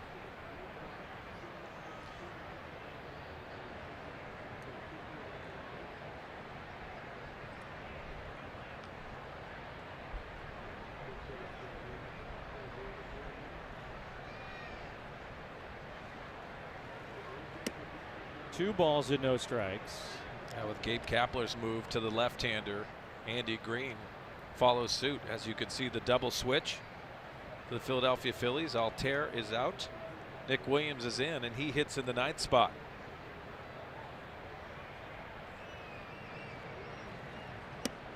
Three and 0.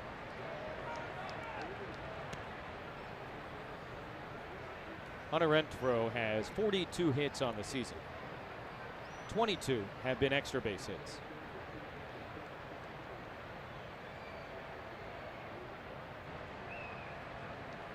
Did not look like he was taking all the way, but he does take. It's ball 4. And now the bases are loaded. Carlos Asuaje coming up. He drove in the first run of this game, and there have been many since, but an RBI double back in the first inning brought home Travis Jankowski, who had walked, gone to second on an error by Arrieta. Padres took full advantage of what they were given in the first. They scored 4 times. Phils came back with 1 in the bottom of the first. Then they had a 6-run second inning. But the Padres starting to chip back away, and now a big spot in the top of the 4th inning. Bases loaded, 1 out, and a strike to Asuaje.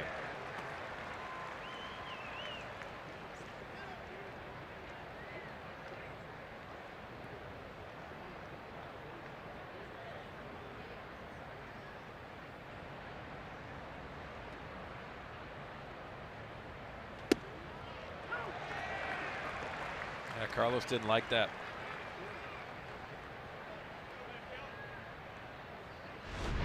Elevated pitch at the top of the zone, maybe just barely out. Called a strike. Padres tonight so far are 4 for 6 with runners in scoring position. Suaje's got 1 of the 4 hits and looking for another. Just got a piece. Yeah, that's important too. The borderline pitch, fouling it off and giving yourself another opportunity.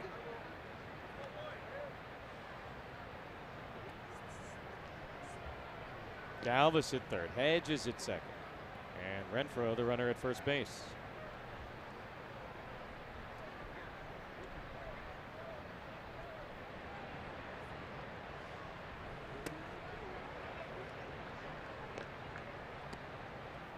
So far, 12 runs.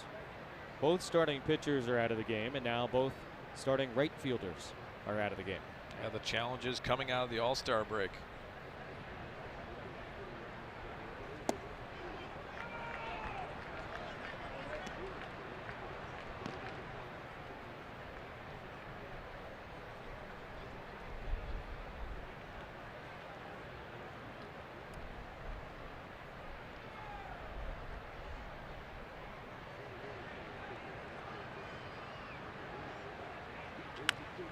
Slowly to first. Santana will come home. They get the force there. That's all.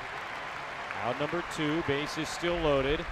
And it'll be Will Myers coming to the plate now.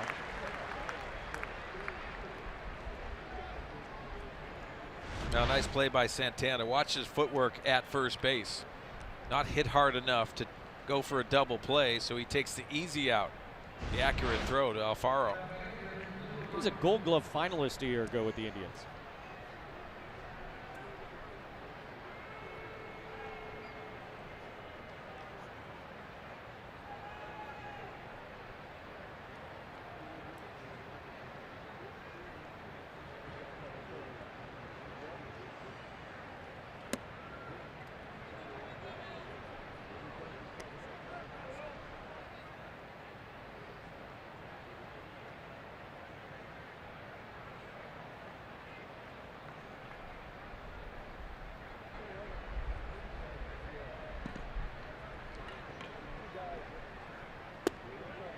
2 balls and no strikes on Myers.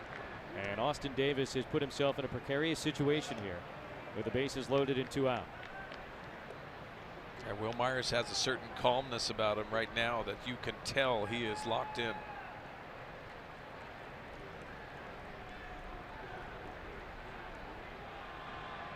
Couple of singles already for Myers tonight, and he looks at a fastball for a strike.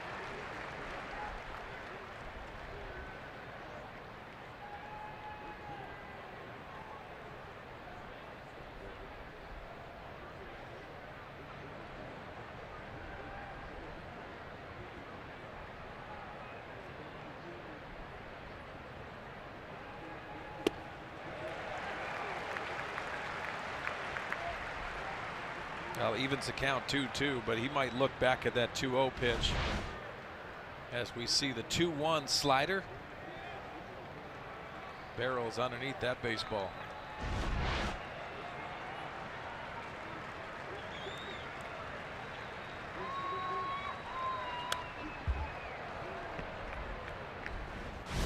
Talked about the great month that Will is having here in July so far.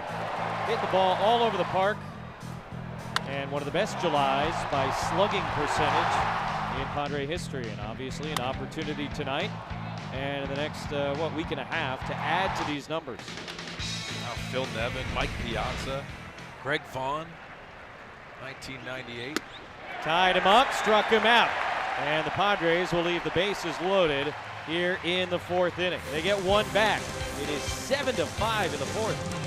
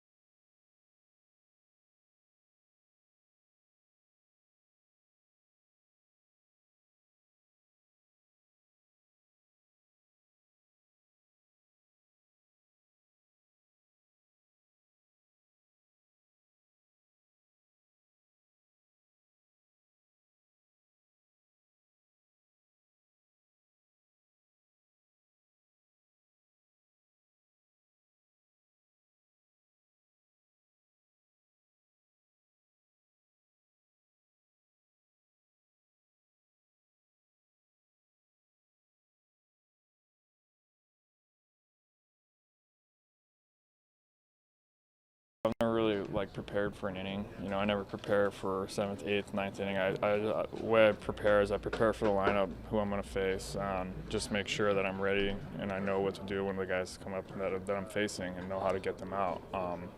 So I don't really change any of that. I just kind of keep attacking it the same way. And if it's the 8th inning, then do it that way. And if it's the 9th inning, keep doing it the same way. Kirby Yates talking about his presumed new role as the closer for this ball game with the departure of Brad Hand. And as Kirby said, look, he doesn't really do anything different. The only thing different about pitching the 9th inning, he explained, is that you get a chance to high-five the catcher after you've gotten that final out.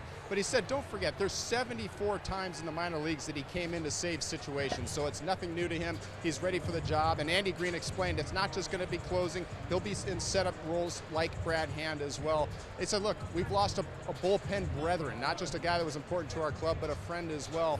But it's really amazing, guys, when you think about Kirby Yates and you think about Brad Hand, the success the Padres have had in their waiver claims hopefully continues, and right now a couple of other new players are going to get some opportunities. Yeah, it's absolutely remarkable, Bob. And that last thing that he just said to me is the most interesting, because you have the Brad Hand success story, you have the Kirby Yates success story, and now for one of these guys out there sitting with Kirby Yates, maybe it's a young guy, maybe it's not, an opportunity to be the next one to sort of remake himself. Yeah, it's that opportunity for Phil Maton to step up.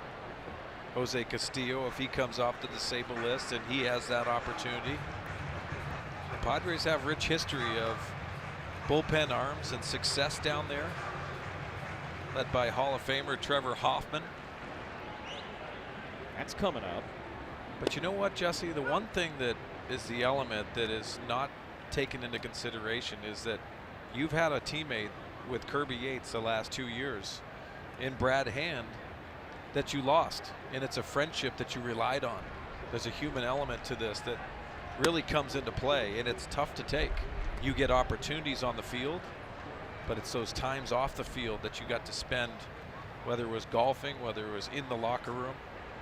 Those are times that go away, and it's unfortunate. Robbie Erlin on a pitch here in some long relief, strikes out the first guy he sees, Nick Williams, who came on in that double switch top of the inning. One away in the bottom of the 4th inning, and more of the same from Robbie. Robbie continues to do a very good body of work out of the bullpen. He's had some spot starts, but I think his element is this long relief role that he plays into. Been hugely valuable to the Padres this year. Fastball strike to the leadoff hitter, Cesar Hernandez. He was aboard twice against Clayton Richard. Tonight was not a night for the starting pitchers. Both Richard and Arrieta struggled with their command and effectiveness. The offenses took advantage, and here we are, 7-5 in the 4th inning.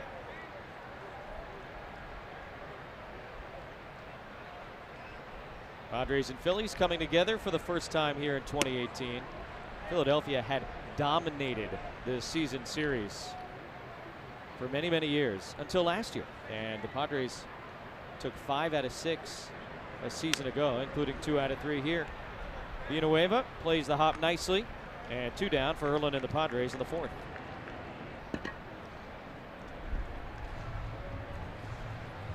We talked about it when Villanueva made the play on the line drive earlier. There has been definite noticeable improvement for him defensively as this season has gone on. Yeah, I think the footwork kind of sticks out in my mind. There's been times where he's thrown on the run a little bit more, maybe incorporating, keeping his feet moving. But there were some times early in the season where he didn't look comfortable throwing over to first base, and that has improved.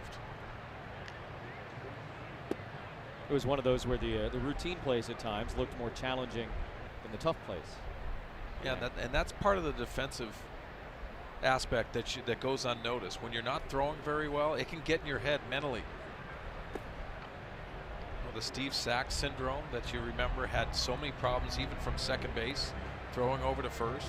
So it can get in your head. You can go through slumps defensively, just like you do offensively.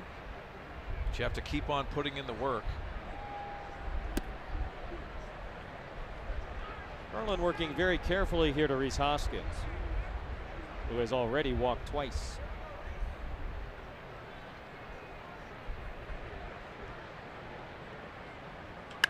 Lined into the shift. Aswahe was there waiting for it. Long throw is in time, and good defensive positioning earns the Padres the 3rd out of the inning. 1-2-3 for Robbie Erlin.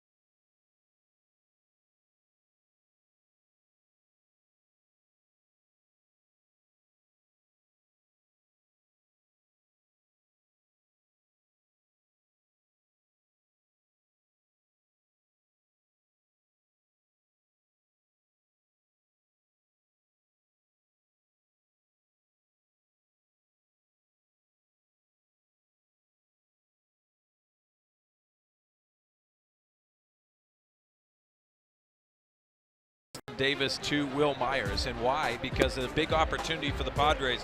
2-0, and this is the pitch here that you'd like to see the adjustment. 94 down the middle of the plate. Then he swings at the slider, and then he continues to do that work, the foul ball with 96. And now Davis, the put-away pitch at the top of the zone. And one of those big situations the Padres had to capitalize on went by the wayside. So Davis now will look for a couple of more outs. He got a couple in the fourth, and Eric Hosmer leads off in the fifth. Haas has hit the ball well twice, nothing to show for it. Sorry, Jesse. You start thinking about describing and analyzing some of the at-bats that you have. 2-0, what are you looking for? You're looking for that fastball middle. And you have to get it. It wasn't an automatic take, especially with bases loaded. Padres got one. You do the end result is the strikeout, but really if you analyze that at bat, it's fixing that 2-0 pitch, the approach that you wanted to fire on.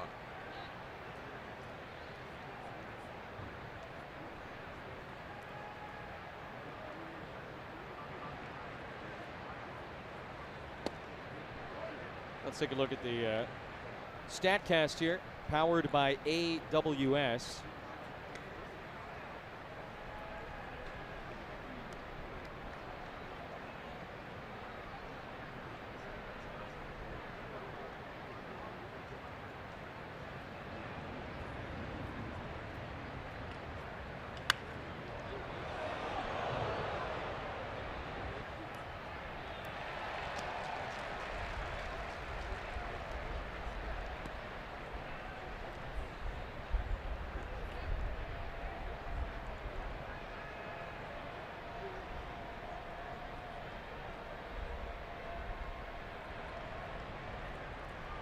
On 1 and 2, he just kind of reaches for it, and Hoskins will make the play. See Rhys Hoskins out in left field, easy to forget. I mean, he was a first baseman, and they expected him to be their first base of the future. And you go out and sign Santana in free agency, and Hoskins had played the outfield. It goes back to that versatility conversation we were having earlier, especially for young guys, but most everybody in 2018. I mean, you gotta be able to do a couple of different things, even if you're a big-time home run hitter. Yeah, and you know what, Jesse? You would think that would happen in the minor leagues more than it does. But I think a lot of players get into that positioning where they go out there and they try to perform and work at their craft at one position. There might be a position change, but the versatility is not necessarily there. Now it's probably happening in the minor leagues a little bit more because of what happens to guys like Rhys Hoskins. If you're going to hit, they'll find a position for you. And that's pretty important. But with free agency, like you talked about, you have to have that versatility, and you have to have the wherewithal to go out there and play a different position. Hoskins checking his crib sheet out there, where to be positioned. And now with 2 strikes, a couple of steps to the left, and see Villanueva. Not much the other way. Yeah, a lot on the pull side. Got him. Nice slider on the inside part of the plate. Second strikeout for Austin Davis. And Villanueva not loving the call. That's looked like a pretty good pitch. You can see the slider down and in. Villanueva doesn't like it. Actually, that was a changeup on that glove side.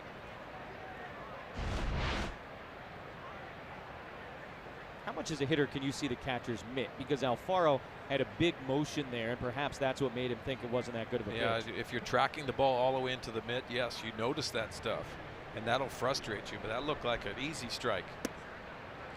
Almost as if Alfaro made it look worse than it actually was. Braves a half game in back of Philadelphia in the NL East coming into play today. Mike and Clay will get us caught up on everything taking place in the nation's capital. Good reports from Nationals Park from the All-Star game this week.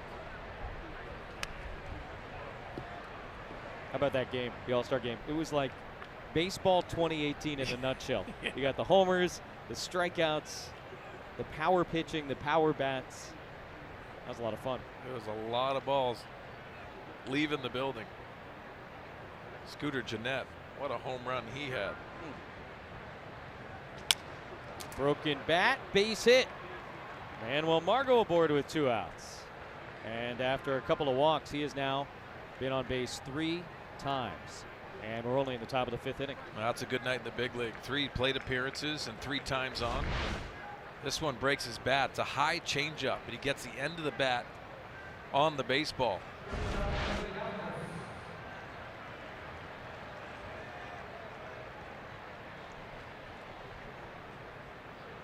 Another guy that's been aboard safely twice, Freddie Galvis, the former Philly, has returned, and twice an RBI single that has brought home Margot.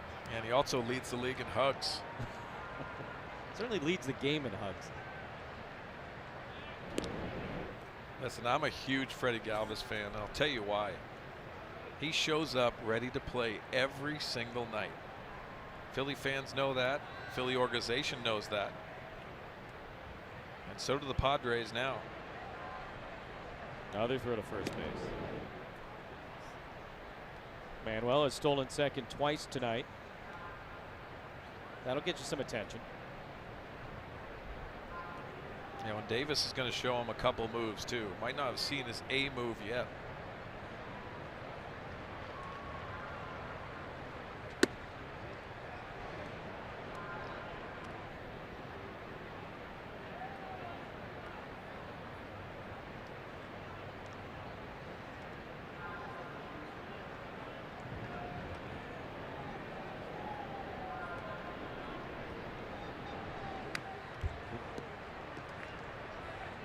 Time for the top tier plays, brought to you by Arco. Mentioned Freddie Galvis having the big night, and oh yeah.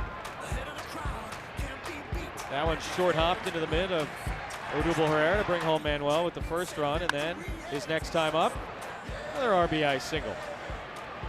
These are your number 6 and 7 hitters tonight, really combining on doing a lot of damage.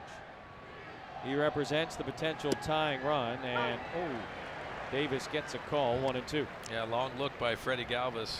Back to home plate umpire. I like that. Are you sure about that? Well, you need to know. And I like that, having conversations. And there's some umpires you don't want to have conversations with. But you got to know where that is. And at times, umpires will say, I missed that one. So at least you have information that you're taking into a 2-strike count.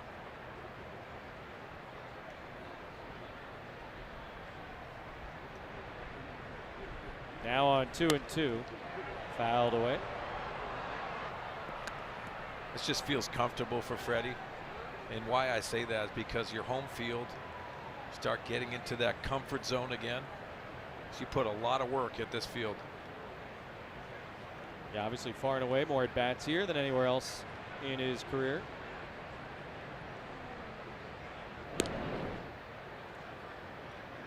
When he first came up, I mean, you just talk about bridging the generations here. I mean, he was filling in for Utley at second and for Rollins at short, and then 4 years ago he takes over as the everyday shortstop. 3 really good years in Philadelphia. And another foul ball. Yeah, he learned to be a pro and be a good teammate. That's exactly what he is, and reason why he's in a Padre uniform, not only for his skill at short, but how he can mentor some of the younger players here in this franchise and be the example.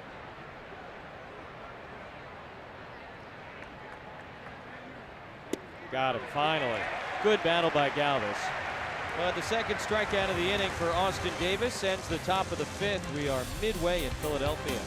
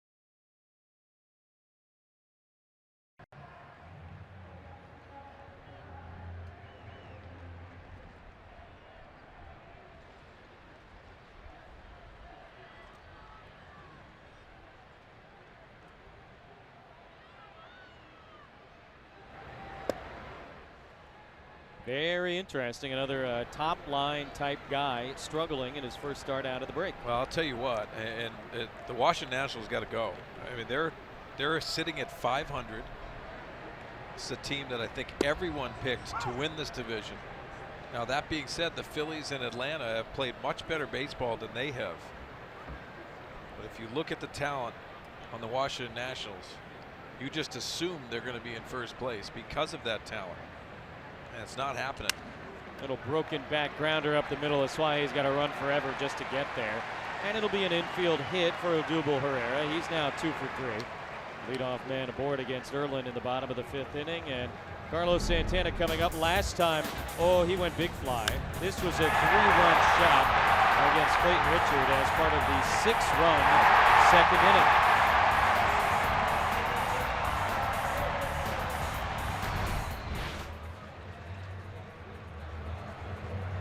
That put the Phillies on top 7-4. Now obviously a 7-5 game. That also against Richard. This against Erlin. Robbie, another multi-inning relief appearance. That's kind of been his forte this year. This is his 26th relief appearance of the season, and now the 16th to go more than 1 inning. Yeah, 16 of 25 have been scoreless outings out of the bullpen for Robbie Erlin, and this is a big one for him to keep it there at 7. Talk about Washington, though. I mean, look, 5.5 games at this point isn't insurmountable. No. And, I don't think anybody thinks the Phillies nor the Braves are perfect teams. They're really going to run away with it in the second half. But if you're looking at the Washington team, what are they missing? What's the piece that isn't there for them? Because they got some big names in the rotation. They've got some great veteran talent in the field. They've got great young talent with Soto. What's not there? Well, I tell you what, it's been the excuse of it's the manager's fault for years. Davey Martinez is taking over for a first-year manager. But you've had guys that have been let go that have had managers of the year the previous year. Dusty Baker comes in with experience. He doesn't take them deep in the playoffs. To me, this is a team that has a lot of talent, but there's been a lot of excuses made for the players on the field, in my opinion. They have to go out there and play because the talent is all over the place. Plus, you have a bona fide #1 starter in Max Scherzer. You have talent all over the diamond, and it could be potentially the last year for Bryce Harper in right field.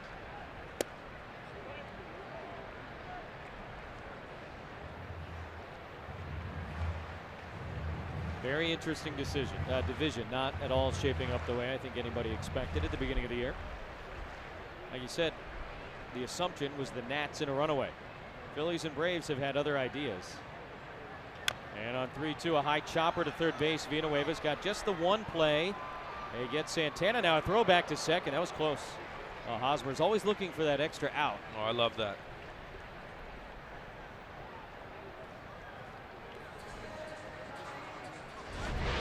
Really nice play by Villanueva. Why? Because it's a very tough ball to not only field, but field on the run. And the accurate throw to Hosmer. Hosmer loves throwing the bases. Trying to catch Herrera napping and going around second base. It's a fun part of his game. We've seen it any number of times here in the first half.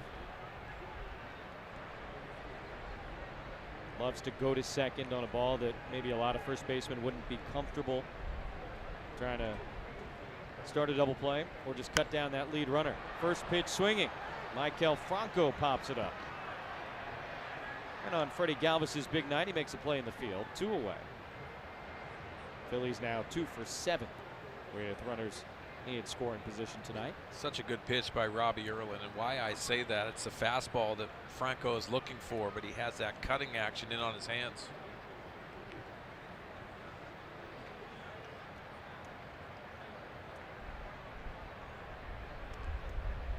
Trevor Plouffe, former Twin, going to pinch hit here for Austin Davis.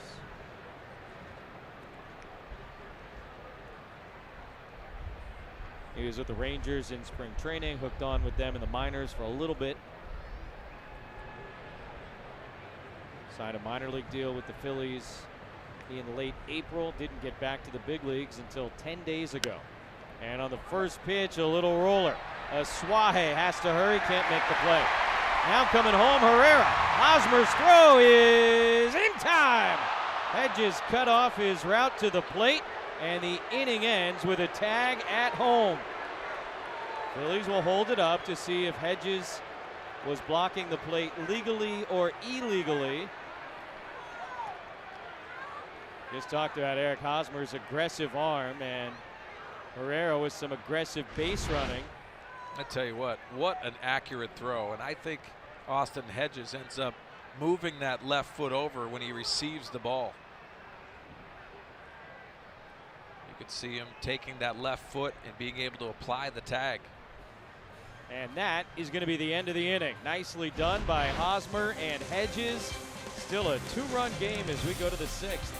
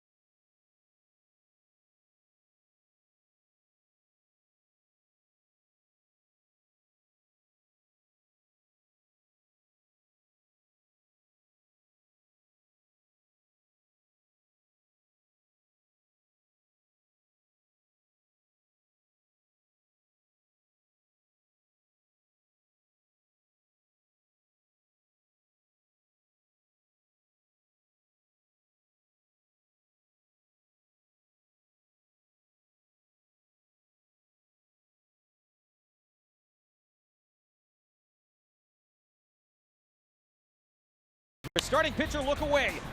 First inning, Carlos Swahe with an RBI double to bring home Travis Jankowski. That got things going. Will Myers right after that, an RBI base hit of his own. Padres would score 4 times against Jake Arrieta in the first. But Phillies would come back with a big second inning against Clayton Richard. That is Odubel Herrera's 2-run single. And then the big one came off the bat of the big guy. Carlos Santana, his 15th home run of the year, a 3-run shot. That gave the Phils a 7-4 lead. Padres got one back in the 4th inning. And yeah, tonight, not the night for the 2 starting pitchers. Clayton Richard goes 3. Arrieta gets only 1 out beyond that.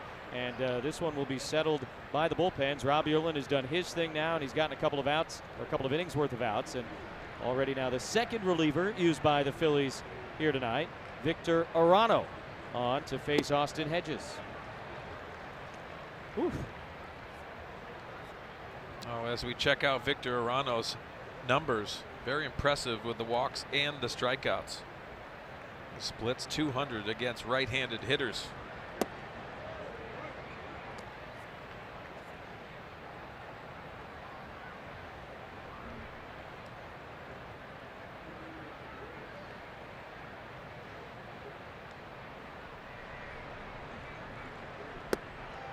Hedges takes outside. 2 balls and a strike to the Padre catcher, who's 1 for 2 with a single and a ground out.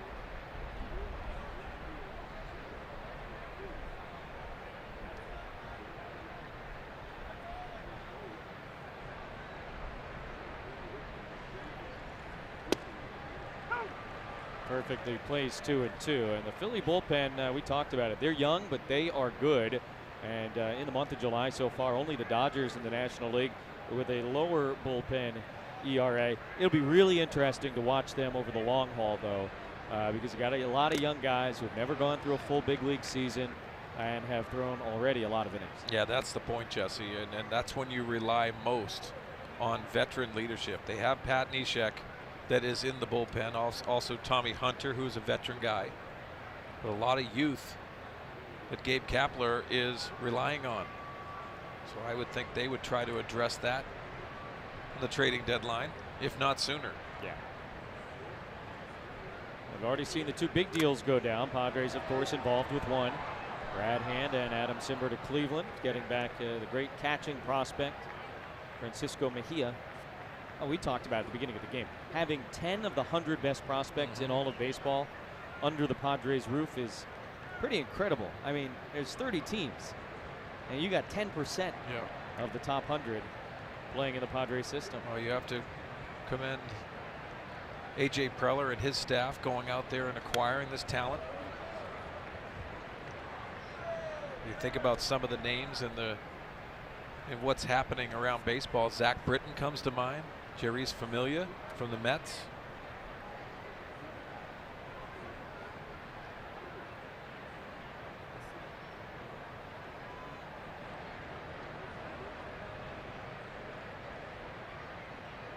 Two from Arano is outside.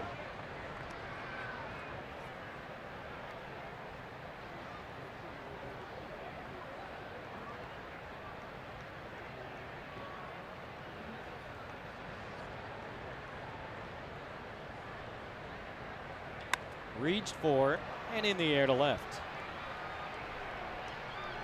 Hoskins makes the catch for the first out here in the 6th inning. And all right, so I said 10 of the top 100. Probably want to know who the 10 are. You start with number 3, Fernando Tatis Jr. You may have heard the news today. Thumb injury, sliding headfirst into, I believe, second base. And the reports are he's probably going to end up missing the rest of this season. And that's obviously a blow for Fernando and for the Padres. But it's an injury that does happen. Guys come back from it. But Mackenzie Gore, first pick last year. Mejia acquired in the trade this week. Luis Urias has been sensational on the infield. It just goes on and on and on. Yeah, I think you look at names, and Chris Paddock jumps out to me in what he has done. He's gone from Lake Elsinore to San Antonio. Great hair. But also Logan Allen has had a tremendous year at AA. So who is going to get those opportunities?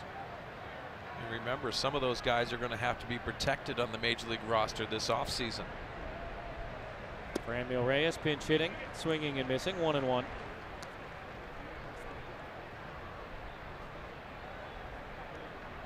Reyes came back from AAA on that final homestand before the break. He had a nice memory in the first half of the season. His first big league home run came in Nationals Park. Not able to hold up, 1-2. That changeup by Arano has very late life and drop in the strike zone.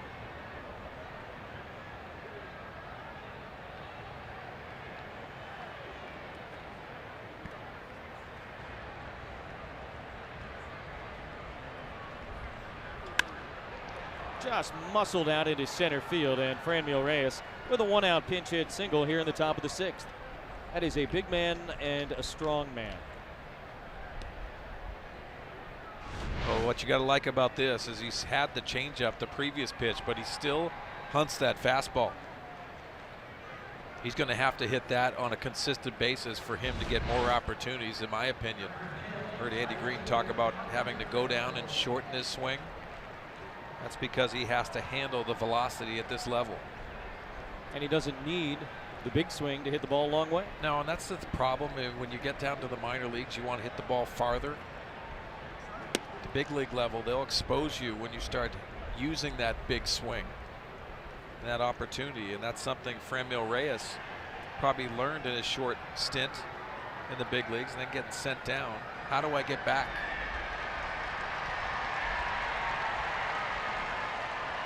Renfroe skies one to left field. Hoskins measuring it up. That's out number 2. Reyes back to first base. Carlos Dessuaje coming up. He has had an active night, and our Fan Diego fan of the game. He is nestled amongst a sea of Philly blue and red in his Padre brown and gold.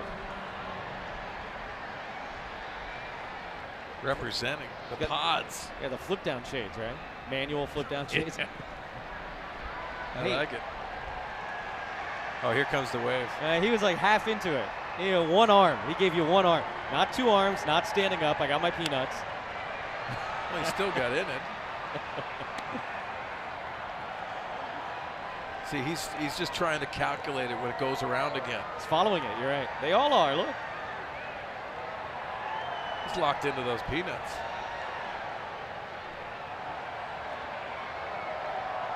Oh, there it is. It's back there. High strike given, and now 0-2 on Asuaje.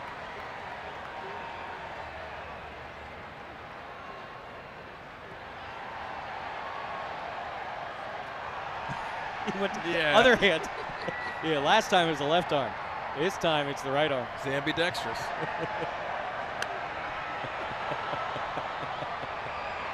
It was very nonchalant. I don't understand why he doesn't get into it. He's got his peanuts. He has chosen to prioritize peanut eating over the wave. I have no problem with that. Got my snack. Gonna enjoy it.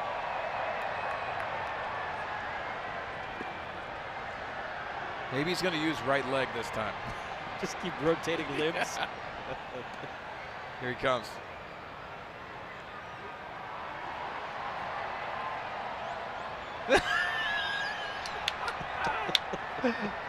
That's so good.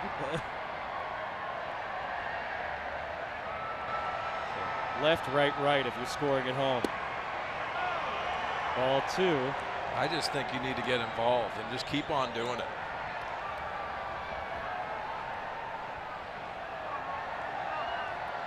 I'll be part of the atmosphere, get into it. Well, he's not spitting on it. He's just not choosing to, fully participate.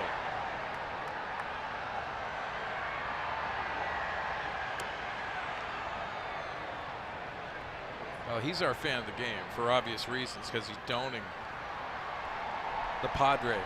Right, there it is. Back to the left. Oh, gave you the piece. Yeah, there he is. So left, right, right, left. All during this one at bat. This is a 4-wave at bat. You always just got to be involved. Are you doing it? Yeah, of course. Me too.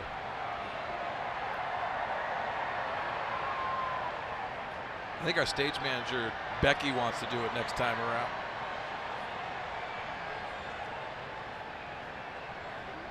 Another 2-2, and now a full count. Boy, Asuaje could really work an at bat, and he's doing that here.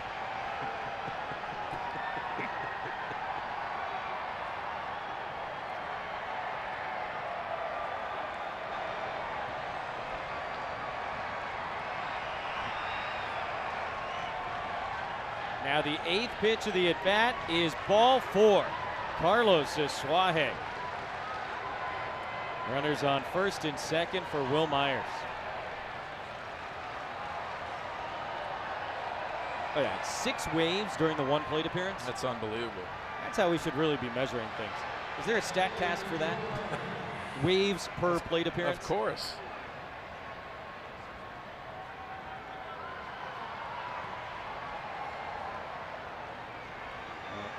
Philly pitching coach Rick Kranitz has gotten his cardio in this evening. With Arrieta and now with Arano. Padres have the tying runs on base with 2 outs here in the top of the 6th inning.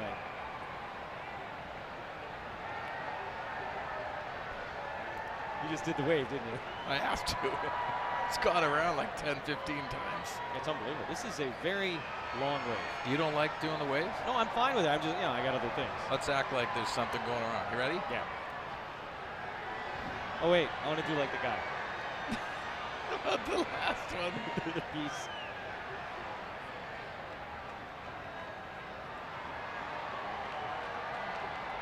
Yeah.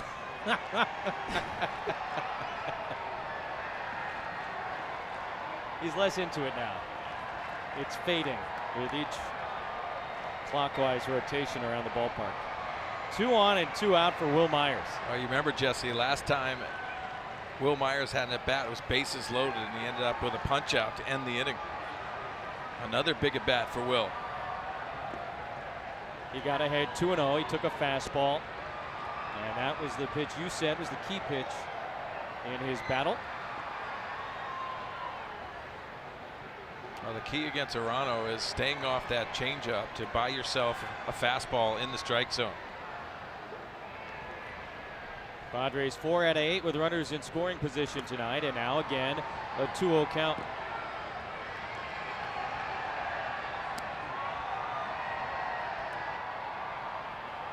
Double-barreled action. That's Adam Morgan, the lefty. Maybe the other guy was just walking around. And Adam Morgan is there for Eric Hosmer, who's on deck. I amend my statement. Single-barreled action.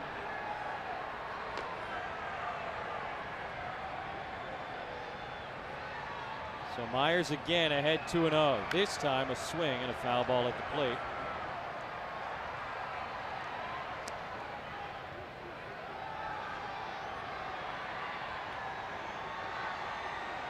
Yeah, that got a good piece of Will Myers.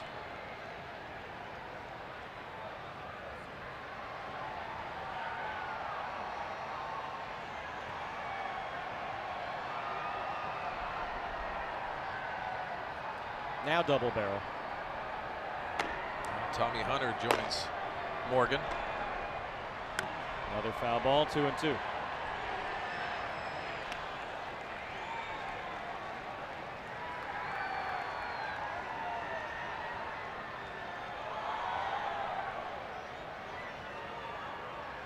It has been a long top of the sixth for Victor Arano. Almost 30 pitches. 2 on and 2 out. Now the 2-2 to Myers. Got a piece again. Oh, that was a mistake. I think Will wants that one back. 2 previous fastballs chased Will Myers in on his hands. This one was on the plate. Just fired on that a little too quickly.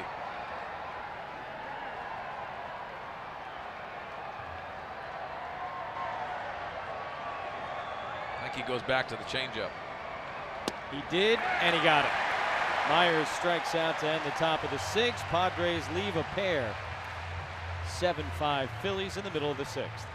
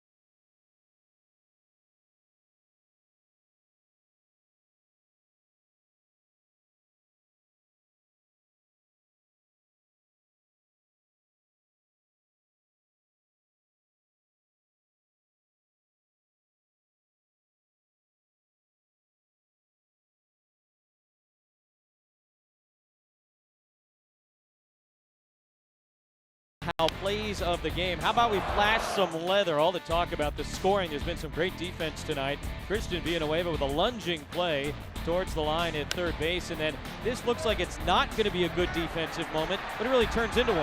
Yeah, and it was Eric Hosmer's awareness that led to this really good play. On the back end, Austin Hedges being able to give that left foot a little nudge out and applying the pet tag for a big out, but the accuracy by Eric Hosmer and the awareness. Good defensive plays by the Padres tonight. And now Phil Maton. Third pitcher used tonight. Clayton Richard went 3. Robbie Erlin worked the 4th and the 5th. And now 21st appearance of the year for the right-hander. Continued good work by Robbie Erlin, again backing Clayton Richard tonight and keeping the score as is. Bottom third of the Philly batting order here in the 6th inning. That's Kingery, Alfaro, and now Nick Williams. Thanks to the earlier double switch. And there's that curveball we have seen all season long from Phil Maton. That is a new wrinkle certainly here in his 2nd season. Yeah, the go-to, and I think that's very important because he loves his fastball. Can change different levels with the fastball, but also that changes everything when you have a good secondary pitch you can go to. Another one, and just got a piece of it.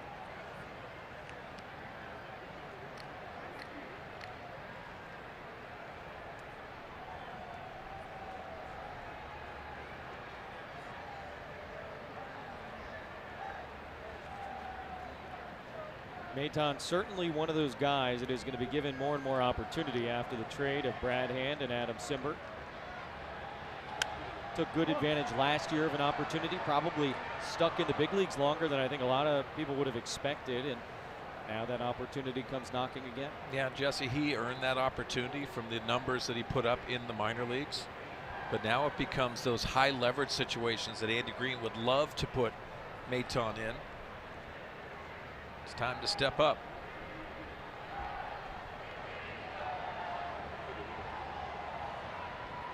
Curveball, grounded foul at third base.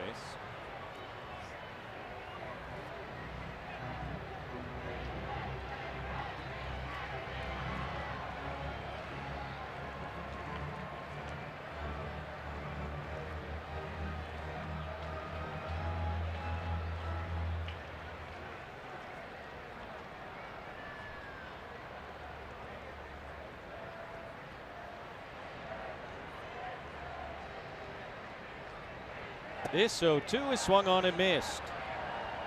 So Maton, like Robbie Erlin back in the 4th inning, strikes out the first guy he sees. And one out at the bottom of the 6th inning. Yeah, this was a breaking ball that's more east to west. He works on the side of it, which is a slider. And really exposing for the strikeout.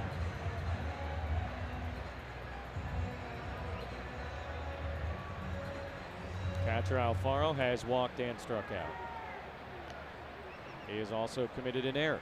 He's also had a couple of bases stolen against him. He's also hit into 4 straight games coming into tonight. And into center field. Margot's got it all the way. And a couple of quick outs for Maton here in the 6th inning. So Alfaro hit his first major league home run last August at Petco.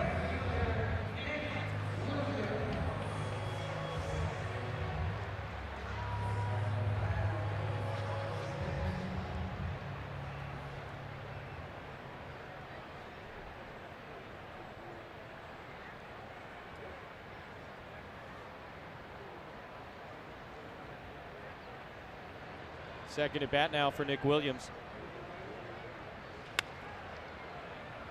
Struck out against Erlin back in the 4th inning, and now 0 for his last 9.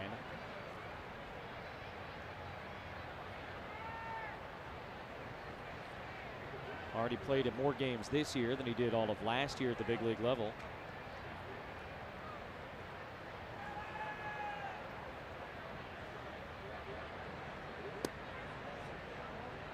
Close, but no, and now a 1-ball, 1-strike count. He came over in the Cole Hamels trade with Texas, summer of 2015. Made his major league debut last year.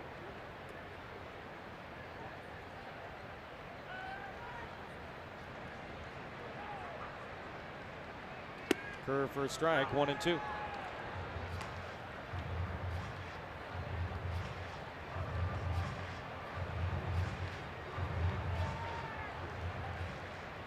Boy, I don't know if we saw Phil Maton throw 5 curveballs all of last year. And now it seems like 2 out of every 3 pitches is a curveball.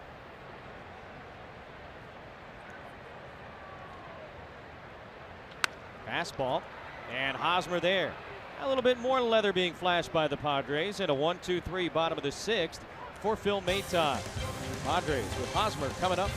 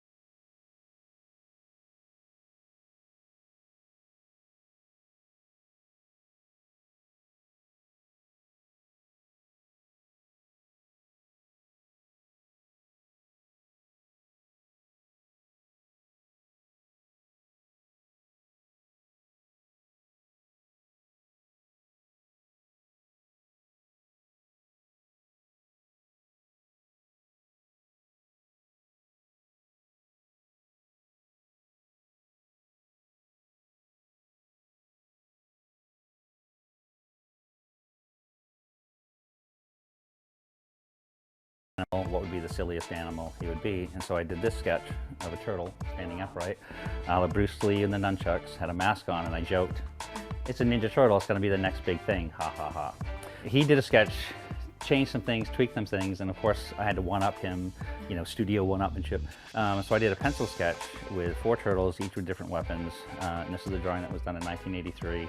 That's the first official drawing of the Turtles characters. Tune in tonight for a brand new episode of Padres POV as Lisa Lane and Annie Halbert meet the creator of the Teenage Mutant Ninja Turtles as part of the special Comic-Con edition of Padres POV. My son loves the new Ninja Turtles. Does he have a favorite? I don't even know the names. You got Leonardo, Michelangelo, Raphael, Donatello. And there you go, you know. Yeah, I think Donatello is because of Don Orsillo. Oh. Donatangelo. He and Mudcat, nicknames of a very different sort of feel, both on vacation this week. Yes. Enjoy your time, boys. They deserve it. That free time. They're not together, in case you're wondering. Can you imagine? 2 of them go to a cabin somewhere? Yes, I can imagine it. Sitting by the fire at night. In their slippers, their robes. That's what I envision. I wish I wasn't, but I am too. I've seen Mud in his robe enough. Two-run lead. What a visual. Oh, yeah. Oh, yeah. Hosmer's 0 for 3. And this time chopped over to Cesar Hernandez. Going out in the top of the 7th inning. So we talked about bullpen usage for the Phillies and how liberally these guys have been called upon this year by Gabe Kapler. But obviously tonight, look, your starting pitcher can't get out of the 4th inning. It's going to be one of those nights. And Hunter now the 3rd different reliever used. Davis went an inning and 2/3. Morano in the 6th, and now Villanueva faces Hunter in the 7th.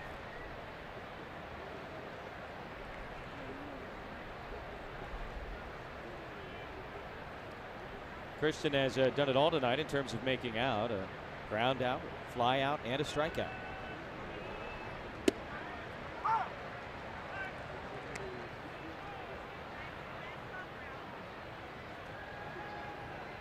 Talked about pitchers, perhaps starters being a little bit rusty coming out of the All-Star break. You know, for hitters, do you try and get away and rest the body and rest the mind? Do you try and do some things during the All-Star break just to keep yourself fresh? You know, mentally just checking out. Yeah. But when you come back, you want to energize your work habits and get into that routine that you're used to. Now, that being said, for younger players, it's very difficult. You might change your routine at times. You haven't found that definite routine that works, so you're relying on the coaches and what they expect, the Matt Stairs of the world. Because these are opportunities now where you start getting evaluated, but you have to hit the ground running. Because I thought the Padres slipped up a little bit in the last homestand where they had an opportunity against the Dodgers and the Cubs to really show their worth, and they struggled at times offensively. Villanueva did homer in that last game against the Cubs before the break. And he strikes out here quickly, 2 down in the top of the 7th. This copyrighted telecast is presented by the authority of the San Diego Padres and may not be reproduced or retransmitted in any form, and the accounts and descriptions of this game may not be disseminated without the express written consent of the San Diego Padres. See what happens when you go on the All-Star break? You flub retransmitted. Yeah. It's a tricky word. Sure it is for us. Is that word used anywhere other than that? Probably not. I don't ever hear it. It's only in the copyright thing. Base is empty for Margot. And a 97-mile-per-hour heater from the 32-year-old is a called strike. Nice night for Manuel. Talk about filling up a box score. And aboard safely all 3 times. That's a foul ball.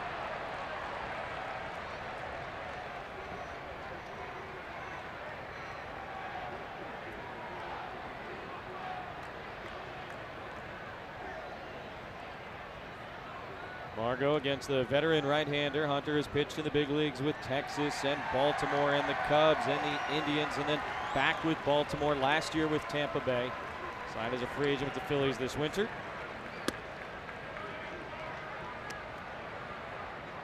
Oh, he's always had that big arm and especially that velocity at the top of the strike zone.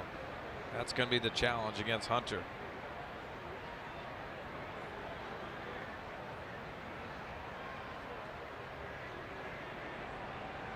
They say 6'3", 250. And a swing and a miss. Nicely done by Tommy Hunter here in the top of the 7th inning. Padres down in order as we stretch.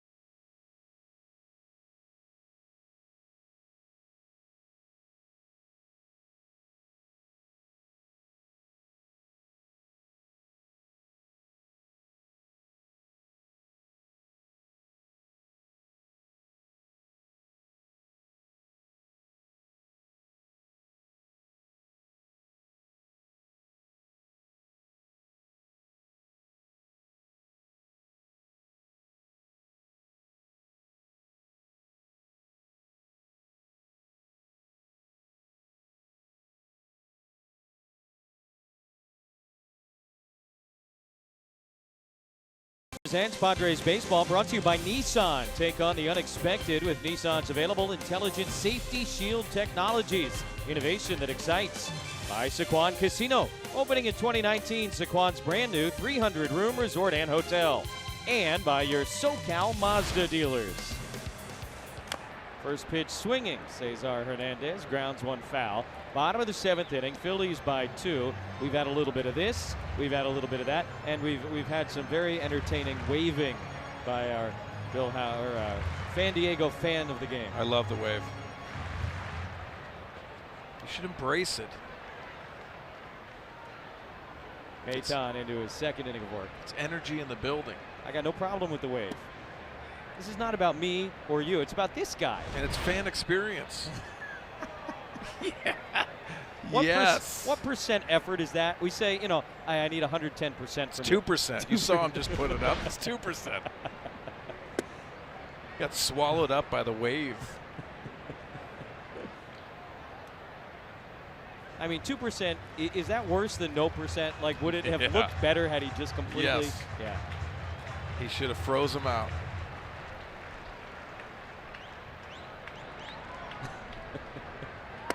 Strikeout. Second for Maton. Padre right-hander coming right at the Philly leadoff man. Well, you mentioned the success of the curveball. Well, couple that with the fastball at the top of the zone. Perfect pitching by Phil Maton.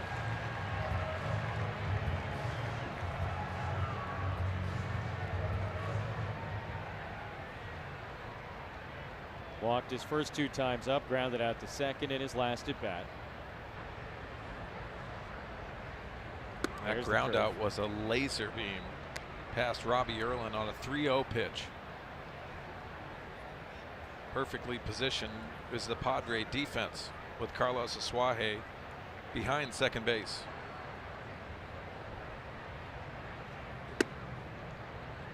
Just a little bit high with that curve now, 2-0.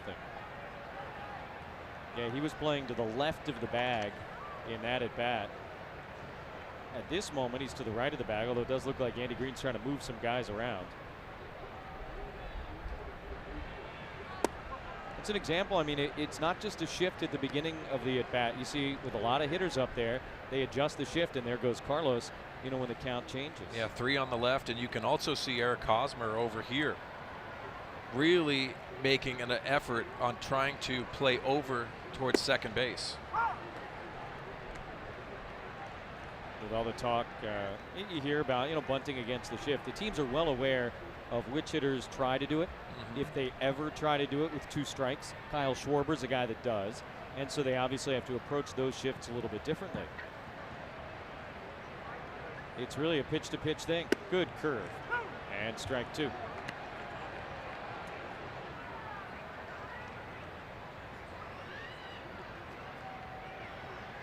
It's more than just looking at that spray chart. Yeah.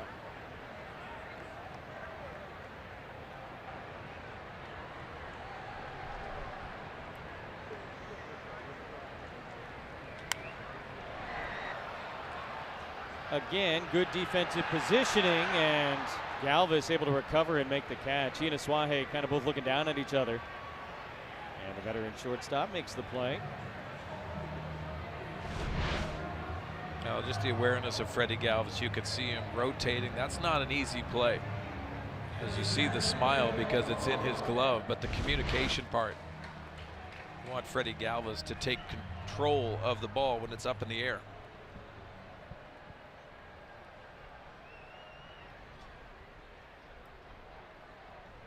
It's number 101 and 102 on the season for Herrera tonight. Here's the first Philly since Chase Utley 4 years ago to have 100 hits before the All-Star break. And he steps back, takes a strike. Now you see the stance, open stance with a big leg kick. High socks. Where he stands in the box is that left foot is right on the line with that right foot way open. So you can put 2 eyes on that release point.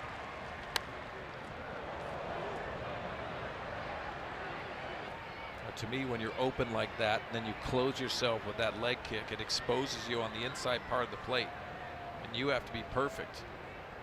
My good friend, the Fanatic, right behind him. Best in baseball. He made himself very comfortable up here last year with you and I. Yeah. Maybe too comfortable. I was picking green fur out of my teeth for a week. 0-2 fouled back.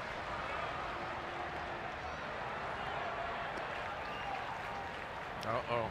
He's getting up on the dugout.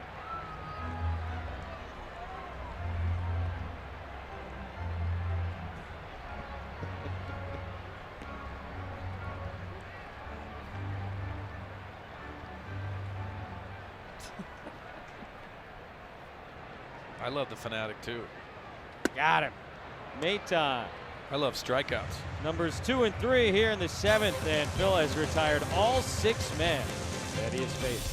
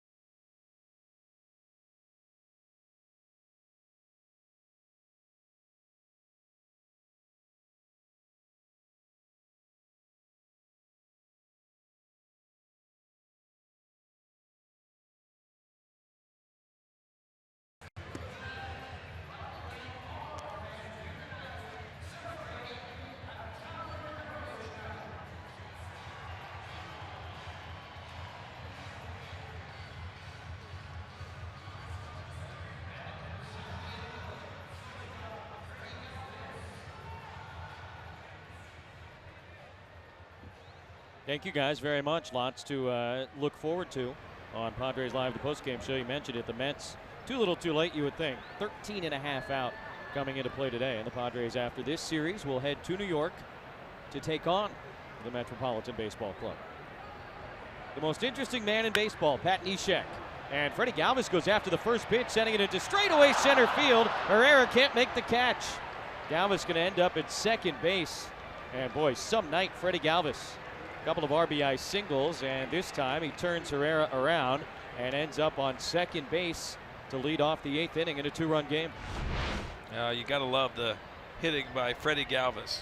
Maybe this is exactly what he needs, working underneath that baseball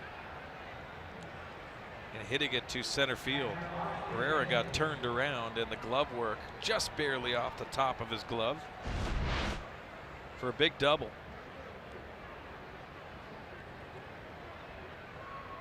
Three-hit night for Freddie Galvis in his return to Philadelphia. Now the number 8 hitter, Austin Hedges. A funky delivery by Pat Neshek, the 2-time All-Star.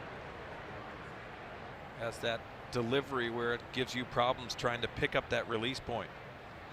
Throws a 2-seamer, works at the bottom of the strike zone, also throws that slider and changeup. All-Star last year with the Phillies. They traded him to Colorado. We saw him late in the year last year with the Rockies, and he signed back with Philadelphia. In the time he was gone, he lost his number to Rhys Hoskins, who got called up in August. So he came back to the Phillies. He couldn't have 17 anymore, and so he settled on 93, and in doing so, he became the very first number 93 in Major League history. Why not? Sure. Like he said, he's an interesting guy. He loves the game. He's a collector of memorabilia. He's a video game. He's just a different cat. He's 37 years old, pitched a year with the Padres, as I'm sure you remember. And really just kind of a fun guy who really does love the game of baseball. Well, the Phillies love him too because of how he pitches here at this ballpark. In 25 career appearances, he has not let up a run. Strikes out Hedges. 23 innings of work without allowing a run here in this ballpark. Well, I think the sidewinders that love working down in the strike zone have to have the ability to pitch up, elevate that fastball.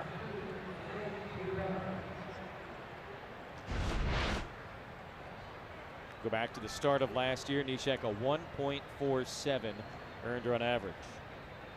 On the DL most of this year so far. And that might work out to their advantage in the long run if you think about it. This is now only his 7th appearance of the season as Jose Perella pinch hits here for Maton. We talked about the overuse of this bullpen, the general use of this bullpen. Here's a guy that's going to be fresher than anybody and one of your better arms. Yeah, and you need him because of his experience and also those high leverage situations. Like Gabe Kapler loves inserting some of his talented youth. But when it comes down to those big innings, this is what you lean on. Gabe Kapler, the first-year manager in the Philadelphia Phillies.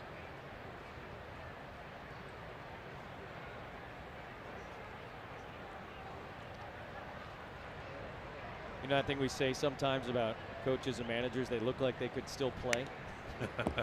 He's at the top of your list. In front of Perella, nothing in 2. Well, the story from last year, remember? Yeah, I mean, if you met him and you didn't know, it's a starting left fielder. You go, okay, yes. yeah, of course, yeah. Makes perfect sense. You think about the managers of yesteryear? This guy does not fit the mold. It is a young man's game for the most part now, managing in the big leagues. You see a lot of guys getting into it who have very little minor league managerial experience or none at all. Perella reaches for it, shoots it up the infield.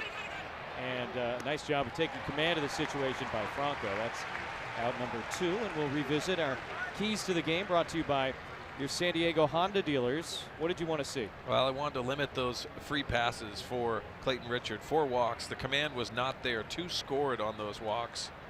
And the Padres offense, 5 runs on 9 hits, 7 singles. I think they've done a good job hunting that cheese steak because they've done a nice job off the fastball, especially in that first inning. Freddie Galvis has been excellent tonight.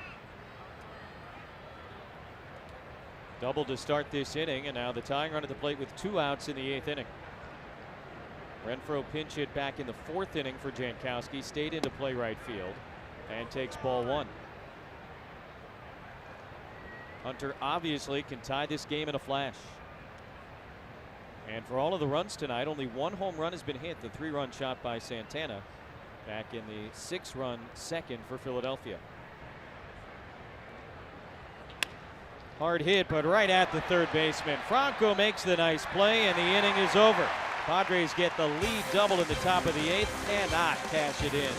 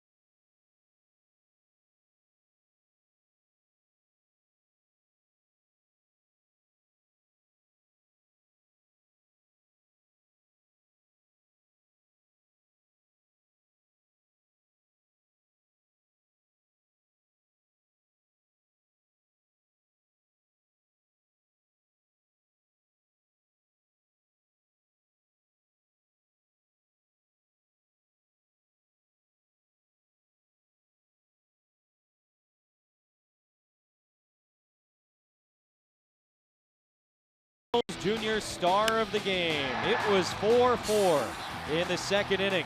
And then Carlos Santana stepped up and hit what has been the only home run of this one. A 3-run shot, his 15th of the season. That put the Phillies on top, 7-4. And again, that was the second inning. Only one run is scored since. Padres got an RBI single from Freddie Galvis in the fourth. And now Santana leading off against hard-throwing Robert Stock, back in the big leagues tonight. With that trade to Cleveland with Brad Hand and Adam Simber, Robert Stock gets his second opportunity at the big league level.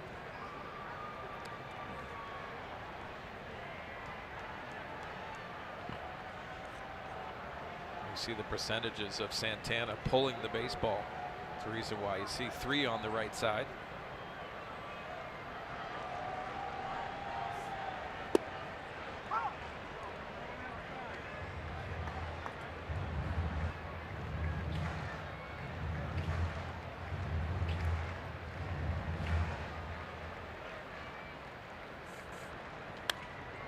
Two and two now to Stock, who pitched but also caught collegiately at Southern Cal and had quite the long and winding road to get to the big leagues. Great story. Really impressed with the Padres during spring training this year and has earned these opportunities. This time he punches out Carlos Santana. Welcome back, Robert Stock. One away in the bottom of the 8th. Well, refining the secondary pitches because we know he has velocity. How about this changeup? Locking up Carlos Santana on the inside part of the plate.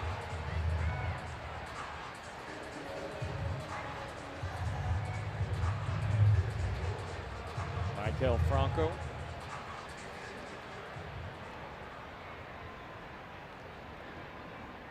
Strikeout and a couple of pop-ups. Takes ball 1. I think so often we fall into that trap of, we see a guy, whether it's in spring training, a young guy, or the regular season, and we kind of say, all right, they are what they are. We've seen what they are.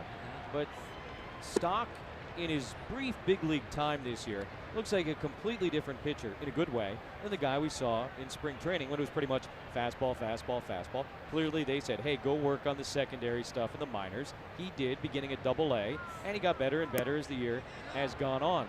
We jump to conclusions sometimes, I think, in our evaluations, and it can be very misleading. Well, from the player's perspective, you go from I have to impress to I have to perform and I have to refine my craft. And I think that's important for you to realize, because when you go into your first spring training and you get opportunities, most young pitchers think of I have to throw as hard as I can. And they realize that if I don't locate it, I can't throw strikes consistently and throw balls when I want to throw balls. That's going to be your adjustment you're going to have to make, because the strike zone tightens at the big league level, and you have to have the ability to set up pitches, whether it's north or south with the fastball, or have good secondary stuff to pitch off of that fastball. That one is going to get by Galvis into center field. Michael Franco aboard for the first time tonight.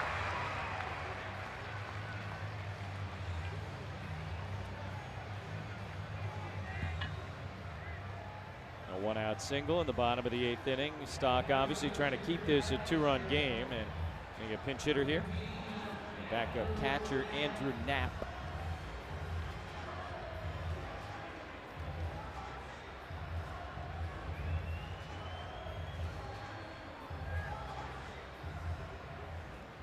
In the 9th, the Padres have a Suaje, Myers, Hosmer, and if anybody reaches, Villanueva.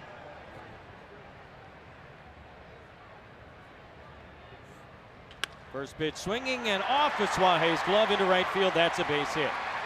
Franco stopped at second. Now he's going to go on Renfroe's arm, and he's safe.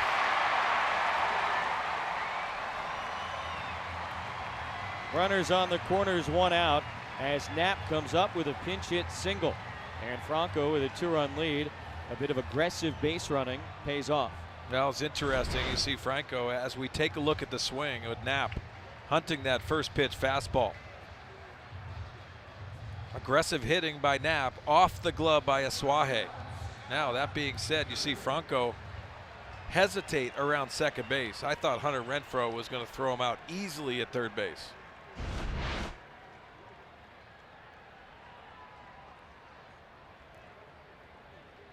Is the hesitation ever to try and throw the outfielder off, or you think he just didn't have his mind made? I don't think he realized what the situation was, and he continued on his own. So now Kingery, the shortstop, and he swings and misses. Now, typically, when that ball's in right field, you have to pick up your third base coach. He had his head down the whole way.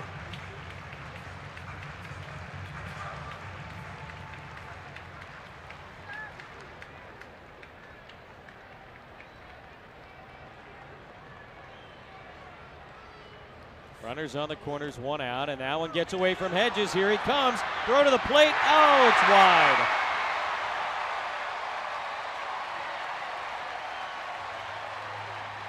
More aggressive base running by Franco. And again, he makes it work.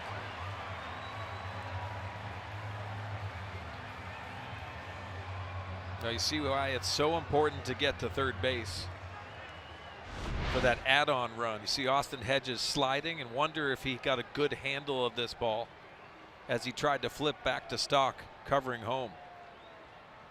They had an opportunity. Watch the space, the time, but the throw is just off, allowing Franco to score easily.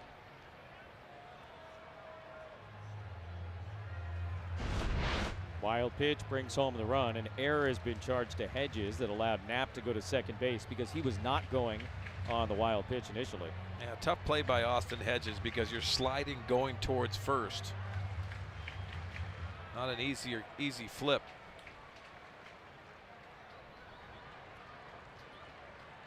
So a run in, now a 3-run game. And a man on second with only one away. That's a liner up the middle, through for a base hit. Knapp is being waved, and he's going to score without a play. 9-5 Philadelphia.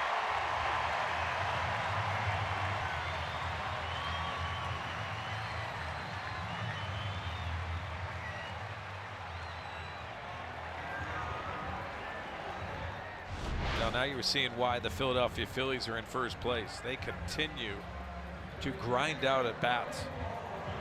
This breaking ball is hit up the middle. Not hit hard, but perfectly placed.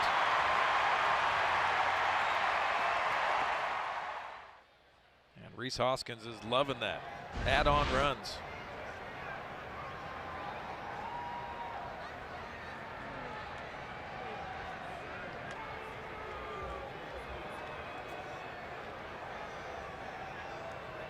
Alfaro walked his first time. Since then, a strikeout and a flyout.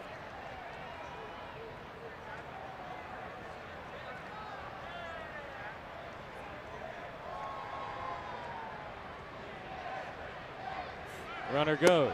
Hedges throw down to second base in time. Kingery caught stealing for only the 3rd time this year.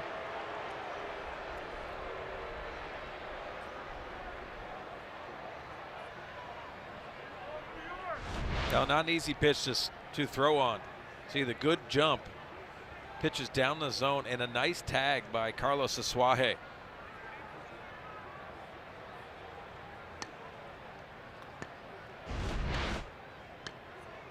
So that's out number 2. Kingery kind of hung around waiting to see if the Phillies would challenge it. They're not gonna. Pitch missed to Alfaro, so it's a 1-ball, no strike. And now a 2-ball, no strike count.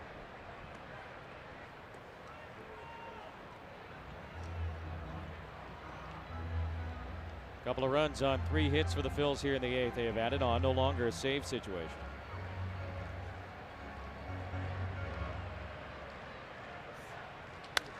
Off the end of the bat, Asuaje's got a long way to go, and he's not going to get there.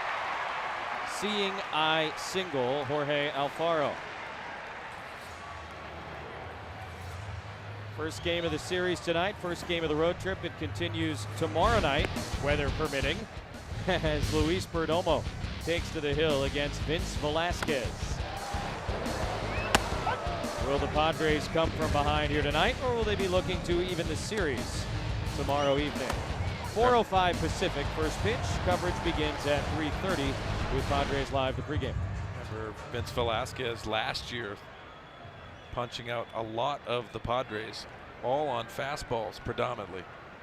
That's his MO.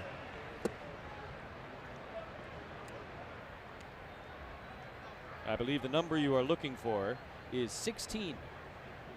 It's a lot of strikeouts. 3-hit shutout. The last time he faced him. Line to left. That's another hit against Stock. And Nick Williams with his first base hit of the night. Runners on first and second, 2 outs, top of the Philly order now. Hey, the last time Clayton Richard faced the Phillies, he threw a 3-hit shutout, so nothing automatic about having success last time. Well, that's what the beauty of baseball is. So many different situations that you can go on, and you can have that day and then pitch against that same team and really struggle. I think that's the beauty of baseball. You never know what's going to happen. Darren Balsley visiting with his young right-hander. Saw Colton Brewer warming up. Brewer with Stock were called today from AAA El Paso. After the Padres needed to fill a couple of spots in their bullpen following the trade of Brad Hand and Adam Simber to Cleveland.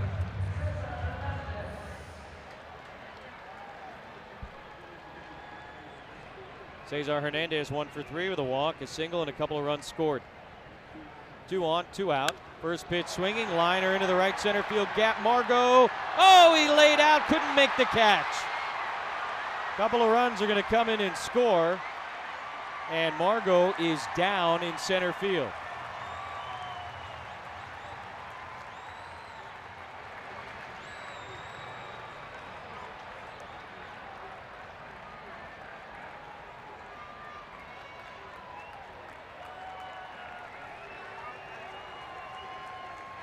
Renfroe went, retrieved the ball, threw it in, and then immediately went to his teammate because Margot appeared to be in a great deal of pain as they check out that left wrist. Well, a challenge for outfielders as you watch Manny Margot shifting on that left center side goes a long way for this ball. Watch the glove. With your momentum of your body, it sneaks under your hand. That's the dangerous aspect when you dive as an outfielder.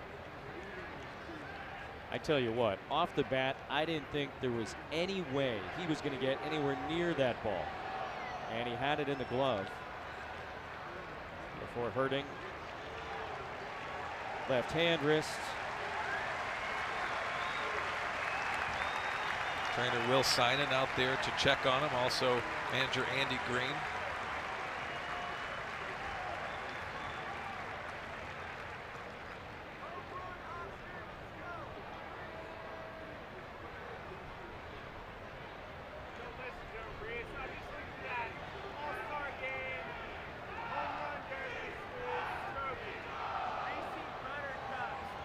So Margot obviously leaving this game at the bottom of the 8th inning, and Andy Green's going to have to get a little creative here.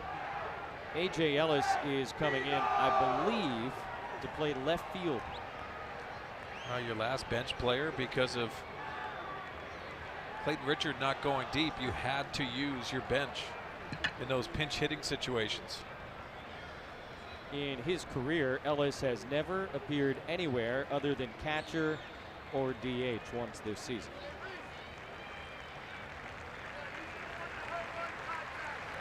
Myers goes to center from left. And a little bit of an uncomfortable moment, I'm sure, for A.J. Ellis, but you get to try something else. This is also going to be the end of the night for pitcher Robert Stock. As the bullpen gate swings open, Colton Brewer is going to enter the game. And it is 11-5 Philadelphia here in the bottom of the 8th.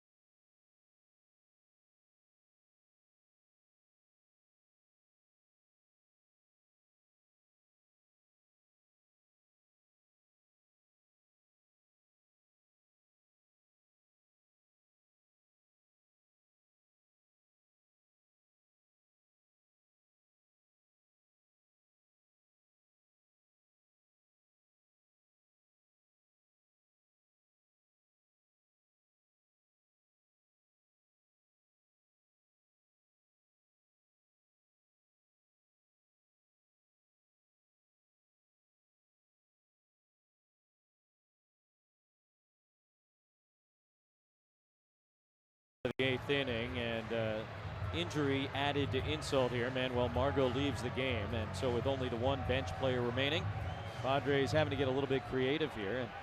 And Brewer back from El Paso today, as mentioned, along with the guy he's relieving, Robert Stock. Third appearance this year, as you can see the numbers. Also third recall this year for Colton Brewer. And here's Rhys Hoskins. Have fun. First pitch fastball is high. Well, for A.J. Ellis playing left field, this is an uncomfortable feeling, and I'll tell you why. Because you know the ball's coming to you. It always does seem to happen that way. Myers in center, first time he's done that since 2015, although he's got plenty of time out there over the course of his career. And, necessity, invention, all that kind of stuff. Ellis gets to carry on a conversation with a fan if he wants. That's not normally a thing a catcher can do. So that's something. Former Philly, A.J. Ellis. Don't forget, traded here from the Dodgers a couple years back. And now 3-0 from Brewer to Hoskins. And so why is A.J. Ellis in left field? Well, there you go. I mean, when Margot got hurt, you mentioned this. Yep. Everybody had been used. And that's one of those things that happens in a National League game when your starting pitcher only goes 3. You burn through the bench. And he was the only guy left. Well, the major concern shifts to Manny Margot, going a long way and diving for that baseball and having to come out of the game. You know he wanted to try to stay in the game. But hopefully it's not a serious injury.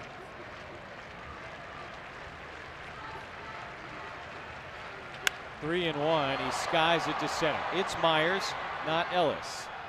And Will makes the play to end the bottom of the 8th inning. But the Phillies put up 4 more as we go to the 9th.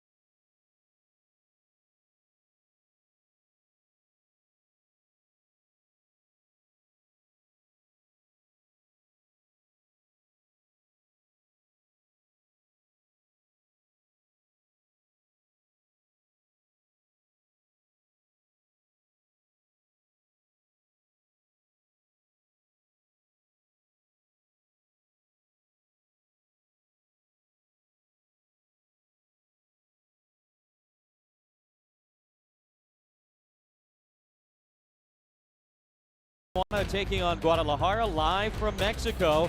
Week 1 starts Saturday after Padres Live on Fox Sports San Diego. Oh, I'm all fired up. Oh, I am too. I want to go down there. Heard it's a great atmosphere. Unbelievable. Watch out for the dog. 11-5 Phillies after they put up the 4 spot in the bottom of the 8th inning. And last chance to dance here against a guy who has absolutely had his struggles, the left-hander Adam Morgan. Well, you can see the high ERA. Started off the year so well, and these numbers have really gone up. So you think about the All-Star break for Adam Morgan. Get another opportunity after the break. Yeah, he had a great start. Like you said, first 22 appearances, he's sitting pretty with a 1.76 ERA. Since then, a 9.64 earned run average. So he is not in good form, and Asuaje goes after the first pitch, fouls it away. Myers and Hosmer to follow, and obviously a much different situation now than about 20 minutes ago. Yeah, unfortunately for the Padres, they were right there to possibly have a comeback in the 9th inning.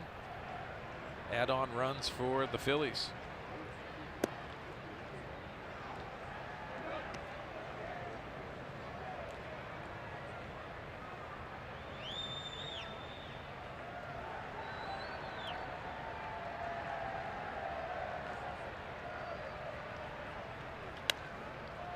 Popped up left side. Franco has it one away.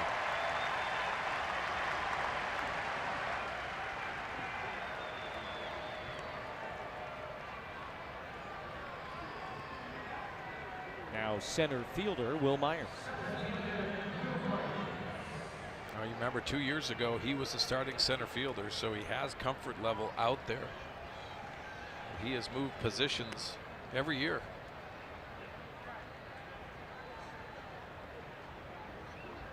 Yeah, we were talking earlier in the night about versatility and guys who play a bunch of different positions. We didn't even mention Will Myers because it's sort of been contained season to season. But a guy who's always done whatever they've asked. First base, outfield, you name it. Just likes to play baseball. Yeah, that's a good trait to have. Obviously, signing Eric Hosmer puts the priority where Will Myers has to be willing to go and change positions. Eric Hosmer, the Gold Glove first baseman.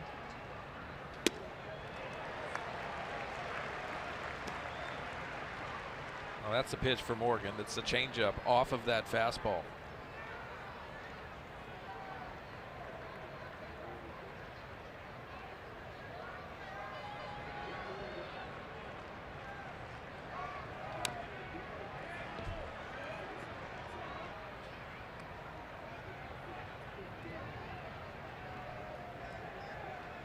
Myers, a North Carolina guy.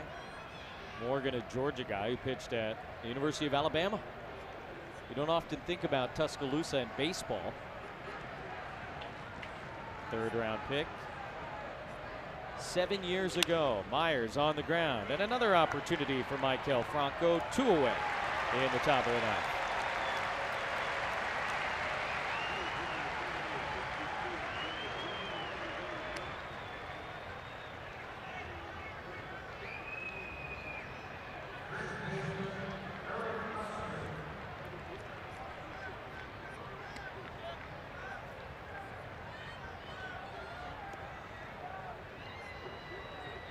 Hosmer will try and keep it going in the top of the ninth inning and try to reach base for the first time tonight.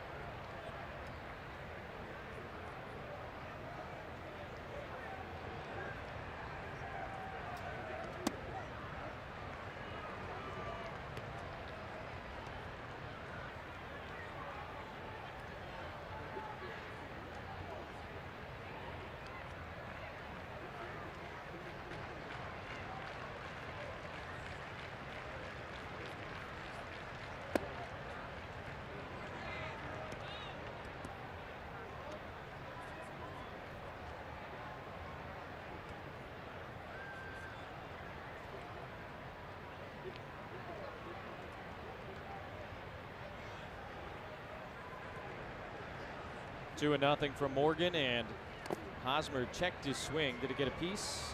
It appears it did. 2-1.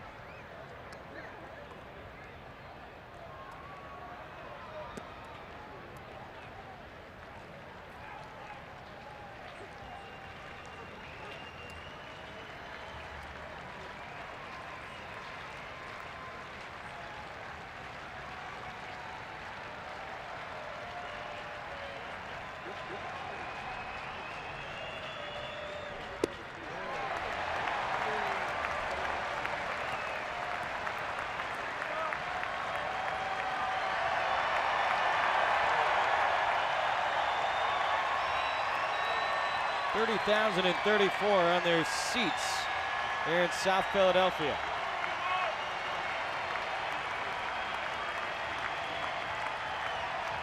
Two to Hosmer, got it. Phillies with a couple of big innings take game one of this series 11-5. Padres Live coming up next. Mike Pomerantz, what do you got?